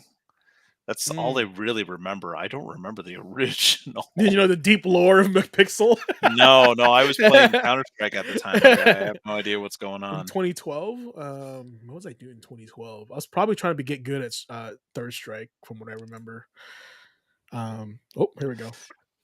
That looks terrible. What is that? Oh yeah. McPixel is a game heavily influenced by SNL live sketch MacGruber, which in turn was inspired by MacGyver, which eventually Oh, created 48 Hours. suddenly, that explains everything. It's a mix of adventure and mechanics with the urgency of a WarioWare style game. Okay, there you go, WarioWare Yeah, style. it looks like it's a bunch of like mini game kind of things where you have 20 seconds to get rid of the bomb or whatever explosion's happening in the scene. So there's going to be some redundancy in here, like a lot of Tom Clancy games where you're going to save the president adjacent, right? Hell yeah. But unless you know, I haven't really played a lot of the Splinter Cell, but in Conviction, are you actually saving the president? I don't remember that. I thought you were Yeah, trying that was to prove your name right. you were, but that was part of what you were trying to do. I remember that one going way heavy into the action side, way away from its stealth roots. Like Jason Bourne, right? They were going for that mood. It felt more like it was like that. And remember Double Agent when he broke out of prison as well. So like they Mm. started taking the narrative in another direction. It Instead of was cool to breaking in, like he's change breaking it out. up. Yeah, he's just Yeah, gonna steal the Declaration of Independence. that'd be a fun mod for Splinter Cell. He Save that plays place. Nick Cage. In Splinter Yeah. Cell. That would be dope. And Gunblade New York and La Machine Guns, which is LA Machine Guns. Mm-hmm. Super cool game. I miss these games. Please bring them back. But it's the novelty of having the gun, right? Is The what light makes it guns. the light gun. And I did see some like third party geniuses online selling like light guns that do recoil that can be played on modern TVs. So Word. if you do your research, you Okay. can make this happen. Have that arcade experience. So I did play Hawks because Time Crisis HD. yeah, pretty much. I did play Hawks, which is this was released during the time that we're trying to combat Ace Combat. That's kind of funny, Ace Combat. And so that was their equivalent of that. It wasn't as good for what I remember, but still, it's like saving the president adjacent. Mm-hmm. Active War, never heard of that one, but it's from the screenshot or the box art. It looks like I would have guessed tactical like or like Command and Conquer, but according to this, I'm right. Is it with even like real cutscenes too, full motion video cutscenes? Yeah. Game is a throwback to Command and Conquer. We have Command and Conquer at home. Active War, direct action. Don't buy that. We have Active War at home. More Metal Gear. There we go. Perfect Dark. Does that involve saving the president? It's involved. Adjacent? President's in it. I don't know if Yeah, it's like actively saving the president So on purpose. on purpose. Win Back was a good one from what I remember. This was their take on Metal Gear, right? With heavy anime influence from what I Yeah. remember. Super cool. I like the concept of it. The characters is what made the game, in my opinion. Same thing with Hybrid Heaven. They were very similar. But they were developed by two different teams. One was Koei, the other one was Konami. But same concept. This was like an edgier version of like Metal Gear, right? A Secret Service agent is thrust into a conspiracy and must stop hostile alien civilization from taking over the U.S. government. Look at that. That's way more plot than what I remember in Hybrid Heaven. So that's cool. Driver I didn't know that was saving the president also.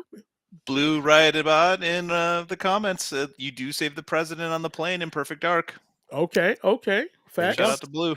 Shout out to Blue for that one. You get some blue points there. Some blue points. Blue points. La Machine Guns Raging Machines. That must be a sequel. I didn't know there was a sequel. So in 1998. Holla back. Socks the Cat Rocks the Hill in 1993. A canceled SNES game in which you played as Bill Clinton's cat, Socks. Although it was completed, it was never released because of political controversy. Yikes. Wow. Who made this game? Looks like Natsume.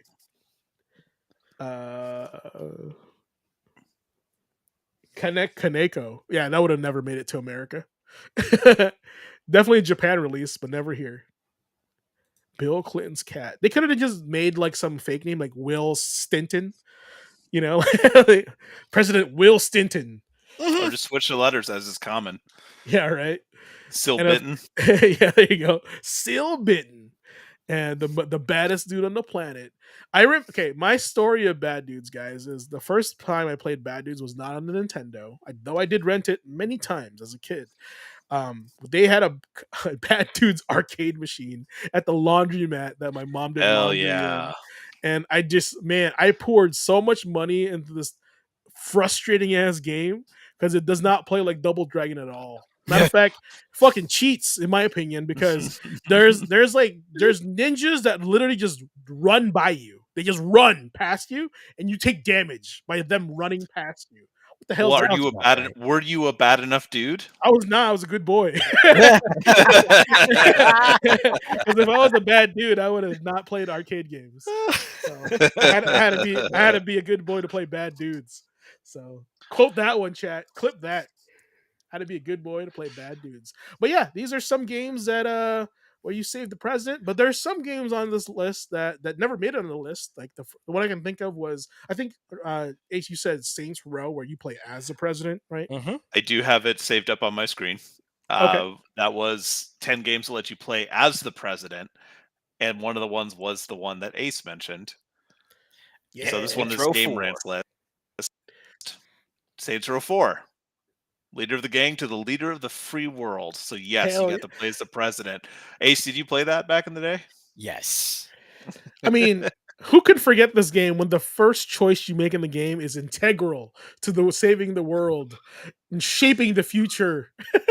Right? And if And you I guys mean, have your vice president is Keith David. Goliath, they I can't man, get any I hyper than that. I remember loving Saints Row the Third. I played 2. I didn't really play 1. I wasn't like in love with 2.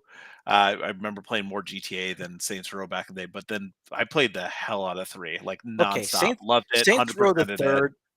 Saints Row the Third has to this day one of my favorite opening set pieces. Pretty good.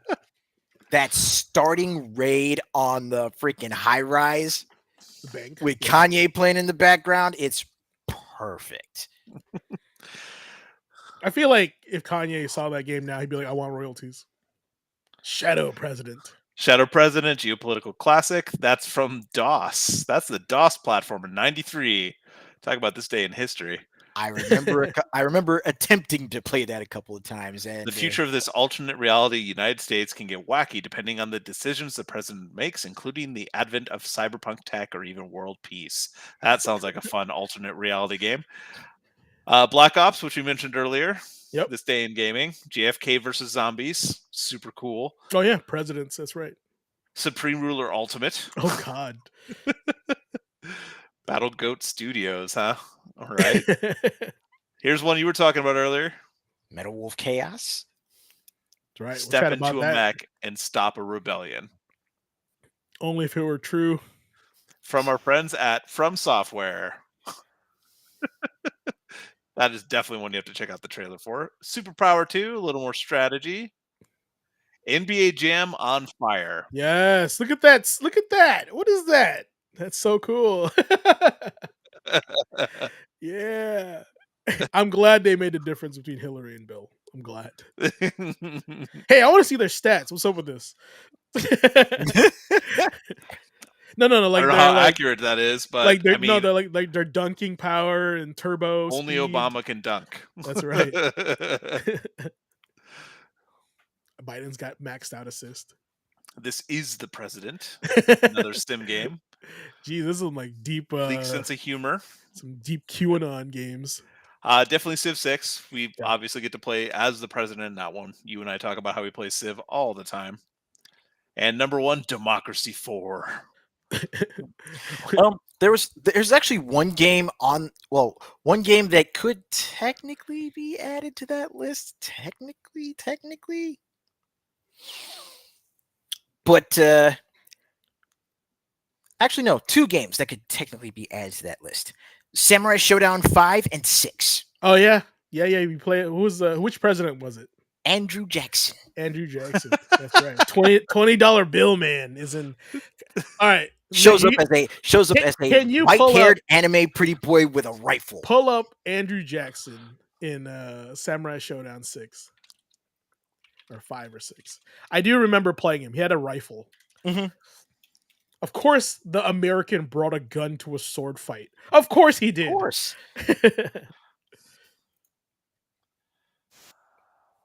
That one almost got away. I forgot that was a character. Okay, I've got the picture up on the wiki. Let me see if I can share my screen real fast. Or let's see. America. Yeah, that's America right there. Here we go. Look at that. He's wearing too much red, in my opinion. It's got a bayonet on the end of that. Awesome.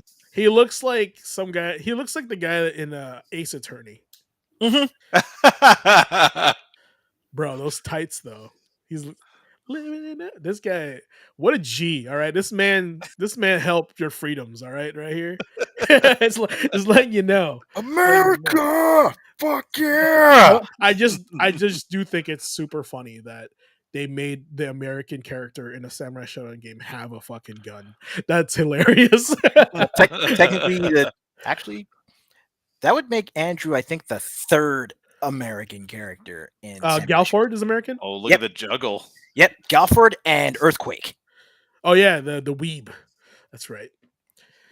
But yeah, that's some fun stuff. And if you guys have any more ideas in the chat, we'd love to hear that. But this is my recommendation for this is Metal Wolf Chaos. So because as stated earlier, if you guys don't know what Metal Wolf Chaos is, this one specifically XD, which was re-released on PS4, I believe. Wasn't sure if it was on Xbox or not. It's definitely on Steam for $24.99 if you want to check it out. Made by forefathers of Dark Souls, From Software, before Dark Souls was a thing. And this is the most American game you'll ever play. If you guys don't know what it is, I'll read it to you. All right. So about this game, the country is in peril as President Michael Wilson defends the nation against a full-scale rebellion led by Vice President Richard Hawke and the mechanized legions he commands. As the 47th President of the United States, it is your sworn duty to take your country back by any means necessary and end this unjust coup d'etat, battling your advanced mech, armed to the teeth, across iconic American landscapes like Bellingham, Washington, and the Brooklyn Bridge, the Grand Canyon, in front of the steps of the White House. So it's crazy. It's pretty much a president trying to stop the vice president from enacting a coup. That's insane. What do you got? You got something in there? I'm just watching the trailer for it. Like, oh, the voice acting is golden Richard in Hawke. this game. In this game, it is so good. Right? It is one of those games that's like, oh man, what is this game? It's so good, ironically. And which is like the other thing that blows my mind is that it's made by FromSoft, right? So it's like they went from this to Dark Souls. Like, what the heck happened? You know? Oh man, what a great way to get started. You gotta give them props on like having creative liberty on like what they think America is. So let's check this out. Oh, you missed the. This final hope being the U.S. president. Yes. Yeah. So cool. All right. It's it's that meme, be the Americans the Japanese think you are. Chat, now you know what. Now where all your tax money goes to. Max. You think that hammer is $12,000? No, it's shells for the Metal Wolf. What do you stand for, Michael? Be certain Yes. of your death here and now. It gives me Time Crisis vibes. With all your body and soul. It's Time Crisis meets Armored Core. So it reminds me of a movie that I watched when I was younger called Robot Jocks. Oh Yes. yeah. I don't know if you saw that. Like, I know it Robot reminds Jocks. me in that moment when they're like grappling. It reminds me like that. It's such a bad good movie. I feel like Robot Jocks was more Pacific Rim, but yeah, I get what you're saying. Yeah. Just that grappling, it just reminded me of that for some reason that popped into my head. I just like the fact that your enemy is the vice president. Thank you, FromSoft. Thank you for bringing it back. Yeah. Travis was based off Johnny Knoxville, Suda 51's catalog. Gosh. The fever dream. Yeah. The best medicine for that kind of headache is pumping it full of a heavy dose of lead. I love it. So good. I love it. But yeah, that's that's what that is. Um I don't know. I didn't really want to go do a full what's your price review on it. It is $24.99 on Steam right now. Just let it be known, I'd like to add for preface and context. This game came out on the Xbox, right? And it was super rare. And I think it was selling for around $300 from when last time I checked. So the fact that they were able to re-release it for $25 on Steam, man, give it a shot. Like, this is where the roots are for our Dark Souls forefathers. Yep. And yeah, America. That's right. That's right. That's right. Okay. Well, that's all I got for presidential stuff. I know the last week the Monster Hunter Wilds beta did just come out. I did get a chance to play that. I think Ace did play a little bit more while I was finagling with Exo Primal. So I kind of want to hear what his impressions are because as you know, if you guys follow Ace, he's a big Monster Hunter fan, and I do dabble as well. So, and I kind of want to see what his thoughts were and his impressions were versus mine. So, Ace, take the floor. It's all you. Now, most of what I played of the Monster Hunter Wilds of the beta, most of it I played solo because, well, due to scheduling and time constraints, I didn't really have much chance to actually get on and stream it or play co-op. But the time that I spent with Monster Hunter Wilds with the beta, which apparently this is like one of the older Gamescom builds. So everything that we've played in the beta thus far is like very much subject to change, if not subject to improvement in subsequent betas or in the final release coming next year. But what I played of it, I enjoyed immensely. Now, as y'all know, I am a huge insect glaive main. Like I'm the guy that in any hunting group, I'm the first one to go airborne, and I'm the one, buzzing around like a fly that the monster's trying to swat while everyone else is actually doing damage. All right. And one of the big changes made to the insect glaive in Monster Hunter Wilds was that it no longer had the once you had all of your extracts, or at least had the red one, and you did the propeller spin as you were flying forward for one of your attacks. Back in Rise and in World, you were actually able to rebound off of the monster and do that for up to 3 consecutive rotations before finally landing. With this, it's just the one, and it kind of felt like a lot of the aerial set play for Insect Glaive had been taken away because of that. But on the one hand, Sujimoto tooketh, but on the other hand, Sujimoto giveth. And what Sujimoto giveth for the Insect Glaive this time around was, well, it could best be described as a straight up, it's a rising uppercut. Imagine the rising tackle, but you're actually, straight up, head up instead of foot first, and just spinning with the Insect Glaive. You do this when you have full extracts, and it's like another method of getting yourself airborne and pumping out a truckload of damage. Like just going between my 2 most recent main weapons, the Insect Glaive and the Sword and Shield. The experience playing the beta and just facing off not just against the new monsters, but also the newly designed environments and how alive those environments are with the different weather changes as you're going through your hunts. It's like as vertical slices go, I do not think Monster like you can't do any worse, right? This is like one of the better vertical slices, one of the better demos that I've had the chance to go hands on. Now, I've heard that there's been some issues with the with some of the matchmaking in the beta. I didn't get the chance to play much multiplayer, so unfortunately, I you know didn't get the chance to experience it for myself. But I did, at the very least, get the chance to fight all of the monsters that were available. And the apex in the demo, Ray Dow, or as I like to call him, Thor Magala,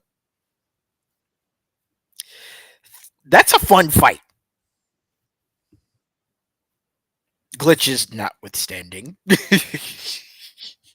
And I've got a YouTube video up showing the first part of my fight with Ray Dow and the absolute hilarity that happened in regards to the some of the bugs that were still in the beta that I'm sure will be worked out before release. But yeah, other than that, I mean, if I was just to sum it up, the beta for Monster Hunter Wilds is solid, and just like the beta for Monster Hunter World, it's definitely got me interested in picking up the game. If not pre-ordering it, definitely picking it up on release and physical, of course. So day one purchase, huh? Yeah. Nice, nice. I would say my time with Monster Hunter, I played a little bit on Wednesday till they turned it off. I came back Saturday to kind of try it again. It's been a while since I touched Monster Hunter since World. I skipped Rise, right? So I feel like if you've played Rise, you're gonna be a little bit more at home with this one. But since I am transitioning from World, it felt a little bit off for me, right? And I think it's because my mental space when I was playing this game was that I was still thinking that I was playing World, right? Now the intro was really cool, the way they introduced your character and kind of like the new area. It was very streamlined, even including the tutorial. I can commend Capcom for kind of changing up the formula where it's not mission based anymore. And what I mean by that is you get a job, then you fly into your locale, right?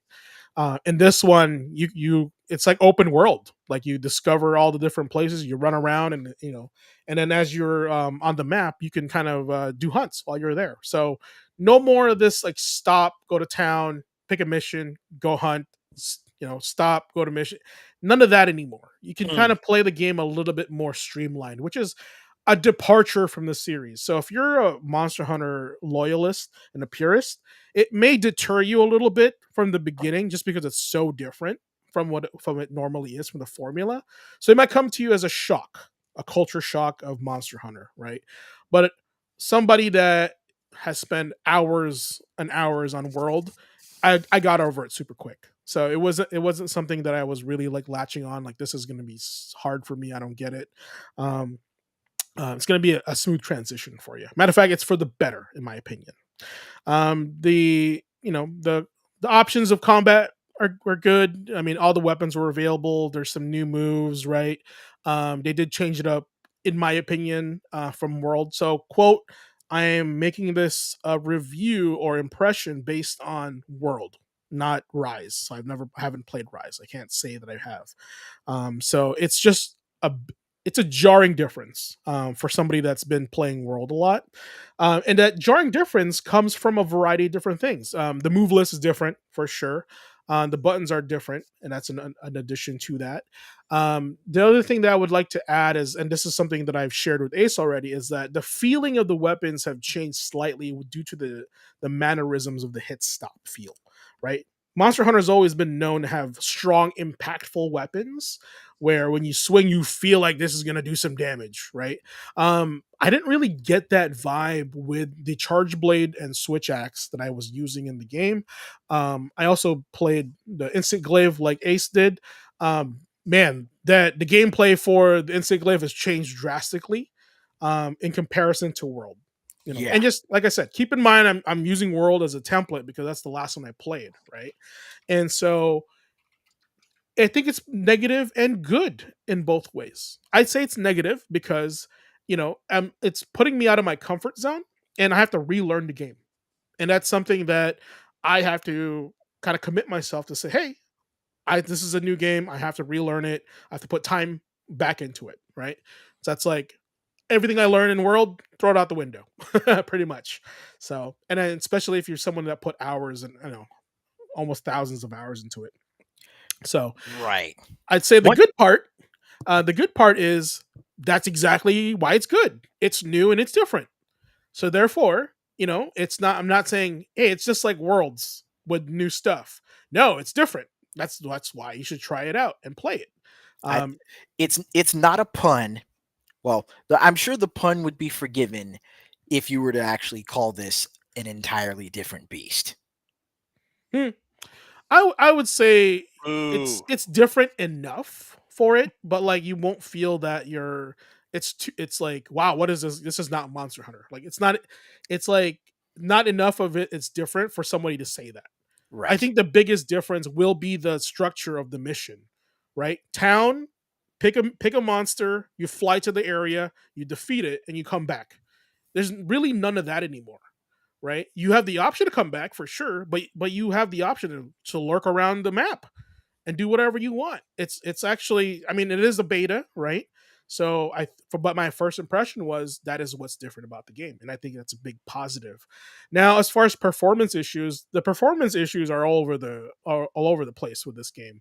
Some people are saying like it doesn't run on my computer very well. It's not optimized.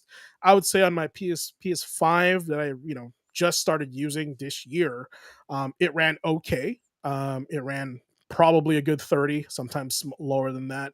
But the thing that I would have to say that I wasn't impressed with, though graphically the game is impressive, the controls felt a little bit jank, maybe because of the hit stop, because I'm not used to it yet, right? Maybe they'll fix that. I'm not sure. But from what my impressions were, it just didn't feel like traditional Monster Hunter. Now, I would argue that at the same time I was playing Wilds, I was also playing Exoprimal, and Exoprimal is a game that came out last year, right around July or so. Mhm. But man, this game runs at 60. It plays good. It feels good. And it's another game by Capcom. And honestly, after picking up Exoprimal and playing this beta, I was more impressed with the capability of Exoprimal because of the amount of dinosaurs that were on the screen and how it didn't deter me from losing frames or any slowdown in the game. Now, like I said, this is a beta. It's a chunkier game than Exoprimal, right? But I also feel that there's more people put into this game with a bigger budget. So hopefully the performance issues are solved by the time it comes out, especially with the PS4 Pro and also the optimization on PC. I really hope they get that down. I really want to see this game at 60 frames per second. But right now, it's not there yet. And this is why we have betas. And hopefully Exactly. they address these issues. So when it does come out, it's going to be flawless. People are going to love it without having to play World or playing the beta. Yeah, I think like while I did say this was going to be a day one purchase, if if on release it's not, the performance hasn't been improved and fine tuned, if it's honestly if it's not, if I can't run it at 1080 60 off my PS5, then that might probably deter me from getting it right on release. Yeah, I would say Monster Hunter is a type of game that I would definitely set to performance mode versus quality mode, just because of the nature of the game. It's about execution, Yeah. right? So I think they really need to make sure that that is on point when it first comes out, or hold it at a steady 30. Because I did feel that it was dropping a little bit. I wasn't sure if this is an online only game or not, or you have to be online to play this. So There is offline mode. there's offline mode. Okay, good. Yeah, but yeah, and then Gunblade Knight says, "I hope we get another Guiding Lands style area." So, I think that was in World, right, where Mhm. you kind of track a monster and it appears, right, something like that. So, it's the game is not even out yet. I'm pretty sure there's a roadmap for it. I'm pretty Yep. sure there's going to be something like that. I'm pretty sure you'll see monsters from all over the Monster Hunter universe. So, but this is their departure from the standard formula. And for those that are scared that hey, it's so much different than the Monster Hunters I've been playing throughout history, we did do a study hall on this. I say welcome to change. It's not that bad. Matter of fact, it makes your game faster to the next hunt. So, and you can even switch weapons on the fly in the game. Right. So that is a big change to the series. You're not committed to just one weapon. You can now bring a backup, which is amazing. It's so different and so valuable to the lifestyle and the quality of the game, in my opinion, or the gameplay. So that is my impressions of it, Ace. I don't know what else you had to add to that. Uh no, that's actually that's a great way to put it for for folks that have been playing Monster Hunter, since since the early gen stuff.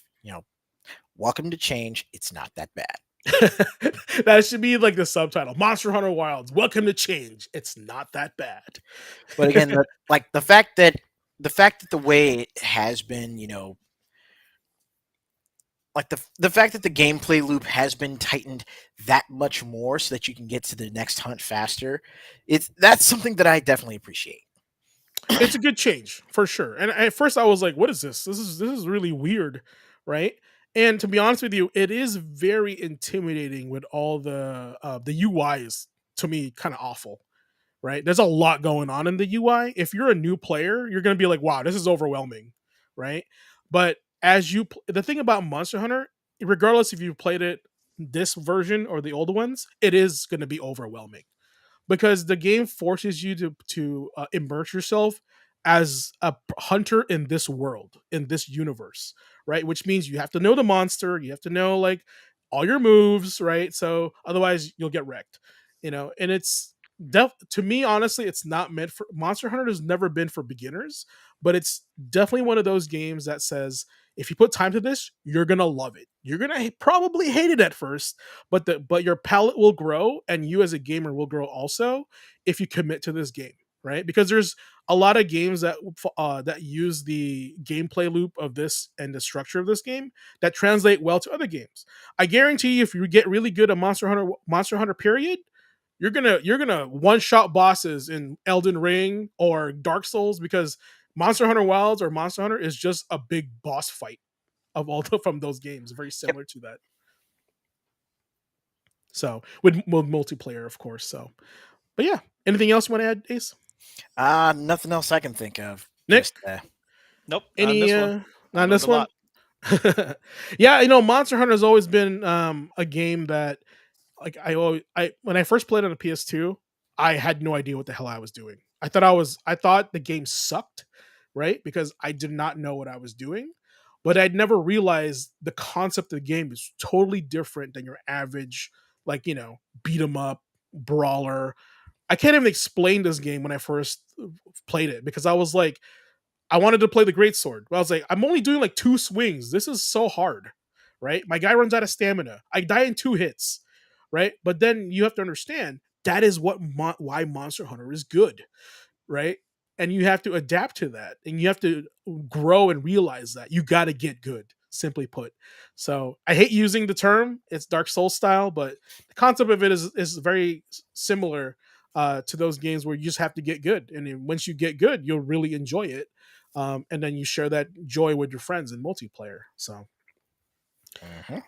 but yes, if you don't have nothing else, I'm going to move over to recommendations. And if for those have watched my last stream, I think on Saturday, I was playing a little bit of Exo Primal. Then I got into a tangent, right? And I think Andre was there, and I started talking about this book, the Capcom 30th Anniversary Character Encyclopedia, right? And the reason why I have this book right here. The reason why I got to talking about this book is because I was playing Exo Primal. And in Exo Primal, you're able to, what the heck? You're able to dress your mech in Extra Primal as Ryu, Guile, or Chun Li, and the decals on some of the artwork in the game are from other games in the Capcom universe. And not only that, one of the secret bosses in Exoprimal is a freaking Rathalos. So I started Oh thinking, my god. I What? started thinking, wow, Capcom has a vast, and I would say vast database of characters they can pull from and pull them into other games, right? Hence why I brought this book out that I bought. And I wanted to share this book with you because this is a book full of characters and art from lots of Resident Evil games like Red Earth and more, all the way from Beautiful Joe to the Steel Battalion mech. If you guys remember that, you know? And I was thinking, what if Capcom made a Capcom verse, right? And what I mean by that, and I made a post on X about this, and I shared 4 specific games on the PS2 that these games need to come back in some way or form, in some way or another, right? And those games were Shadow of Rome, Chaos Legion, right? Dragon's Dogma, and what was the last one? I can't remember. Chat, Andrew, you were there. I could probably look it up. But there was one more that was in there, and I wanted to be like, what if, the Arisen showed up in a Devil May Cry game? Portals opens up. It's the Arisen, right? I'm here to help. I'm the Arisen. They're like, who are you? Or Sieg Warheit from Chaos Legion meeting Dante for the first time, right? That Teaming up, would be stuff like that. And that would then, be absolutely wild. yeah, or Agrippa from Shadow of Rome meeting, the Arisen in Dragon's Dogma.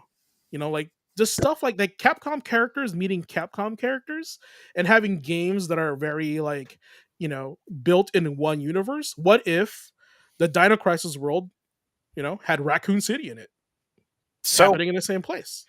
so pretty much what Koei Tecmo did with the Warriors Orochi crossovers. Absolutely, absolutely. And I think I put Asura's Wrath as the 4th game, right? Asura's Wrath, Akuma made it into Asura's Wrath. So they have the skeleton to make a Capcom verse. Now, what I was adding to this conversation during my incredible rant on this game was that what if Capcom made a series of games that had celebrated all their characters that are in the same genre, right? Because it would be weird to see Zack and Wiki in like a Resident Evil game. but to see them in like Mega Man Legends, I think that'd be cool. Or Ryu from Breath of Fire, right? To show up in something, Mhm. right? Just make it make sense, Well, right? okay, no. You say Ryu from Breath of Fire, and that is at least 6 characters that we can work with here. That's what I'm saying. So, and the reason why I bring this book up is because Capcom did a good job of cataloging all the characters that we had so far since 2013, I think. Mhm. And this right here is just an idea of many possibilities Capcom has with their IP. And I remember taking a survey back in 2018 during COVID from Capcom asking, what would you like to see from Capcom? We need your ideas. And I said, you don't really need any new ideas. You got a bunch of ideas right here. Let's take a look at your catalog of characters and look at the games that you've made in the past and celebrate those games with games in the future. They don't all have to be AAA. They could be AA, like Mega Man 9, right? Was the AA game, right? They could make literally another Beautiful Joe in a same way or form, right? And I'm just Finish saying, the series. yeah, and have your team and your company just write a Capcom verse kind of timeline where all these games meet up from other characters in their games. I'm not saying make a Namco version of Project Cross Zone, right? Nothing like no collabs from other companies. I know that takes a lot of work. I'm saying you have characters and legacy of characters of games that you have for over 40, 60 years and make a new game out of it. What, and make it even crazier. What if the Capcom verse game, and I feel like we're going to the rhetorical here, but I'll end up closing this out pretty soon, is that imagine playing a beat 'em up in Final Fight, Then something, and then the next level, right, is now a survival horror game that takes place in Metro City, right? Because the outbreak reached Metro City from Raccoon City. You know what I'm saying? Like Mhm. that's what I'm talking about, Capcom. And I highly urge you check out this book because if you've been missing out and you love Capcom, this will find you some stuff and inspiration to take a look at, the 30 plus years of Capcom and the characters they've developed. Give me another company outside of Nintendo that has this much character content for their own branding, right? Nintendo is a good one. I know they're strong. Not even Konami has this powerful of a catalog, right? And I can't even think of another company that comes close. Maybe SNK, SNK. right? But do we really have SNK heroes and characters outside of KOF and Fatal Fury, right? Maybe the Ikari Warriors, right?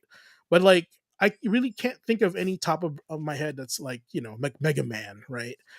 Stuff Right. like that. So check this book out. It's 2264. Use that link on for the Amazon link to support the stream. It is hard to find and new. I think that price is used, right? So add it to your collection if you want something to pull off the shelf and show off to your friends that, hey, I love Capcom. Look at all these cool characters they've made. I hope they make a Marvel versus or a Capcom versus game, within their own universe. That'd be so much fun. All right, and rant. What do you guys think? Was that a legit idea for Capcom or what? Yeah. No, I would definitely say so. And I mean, look, we're already over time. If I got started on talking about what a legit Capcom All Stars game would look like, whether it's a fighting game or an action game, or even Capcom versus survival horror, we would be here all night. Like y'all would have to listen to me rant about that in detention. The rhetorical would be the whole episode. Yes, For it sure, for would. sure. And look how easily I was able to talk about it, right? Clearly I'm interested, clearly I'm a fan, clearly have ideas, right? And I hope to see this happen across the board, honestly. Microsoft, you're next. You have a lot of IPs and titles that people want, and for some reason you're locking them behind something. And you're like, I feel like Microsoft right now is doing the panic button with Resident Evil Remake. They're like waiting for it to be that bad. And they're gonna re-release something like super powerful. Like Gears of War E-Day is already good, but I think they still have something in their sleeve that's purely Microsoft and they're just gonna knock everyone's socks off. And they're just hiding it. So yeah, any takeaways, guys, from today? I had a blast. This was a really fun episode. Absolutely. Just nothing but Call of Duty. Bro, November is Call of Duty. Let's just remember that. Thank you, Activision. Codvember. Codvember. Oh, I don't want that to be a thing. Please, no. All right, before I sign off, guys, do you guys want to add anything or share your where do they find you? Go ahead and chill. Hey, y'all know the drill as far as where you'll find me on Twix. You'll find me as Blazing Ace Nelson, same as on Twitch and YouTube, which I am now streaming to both simultaneously.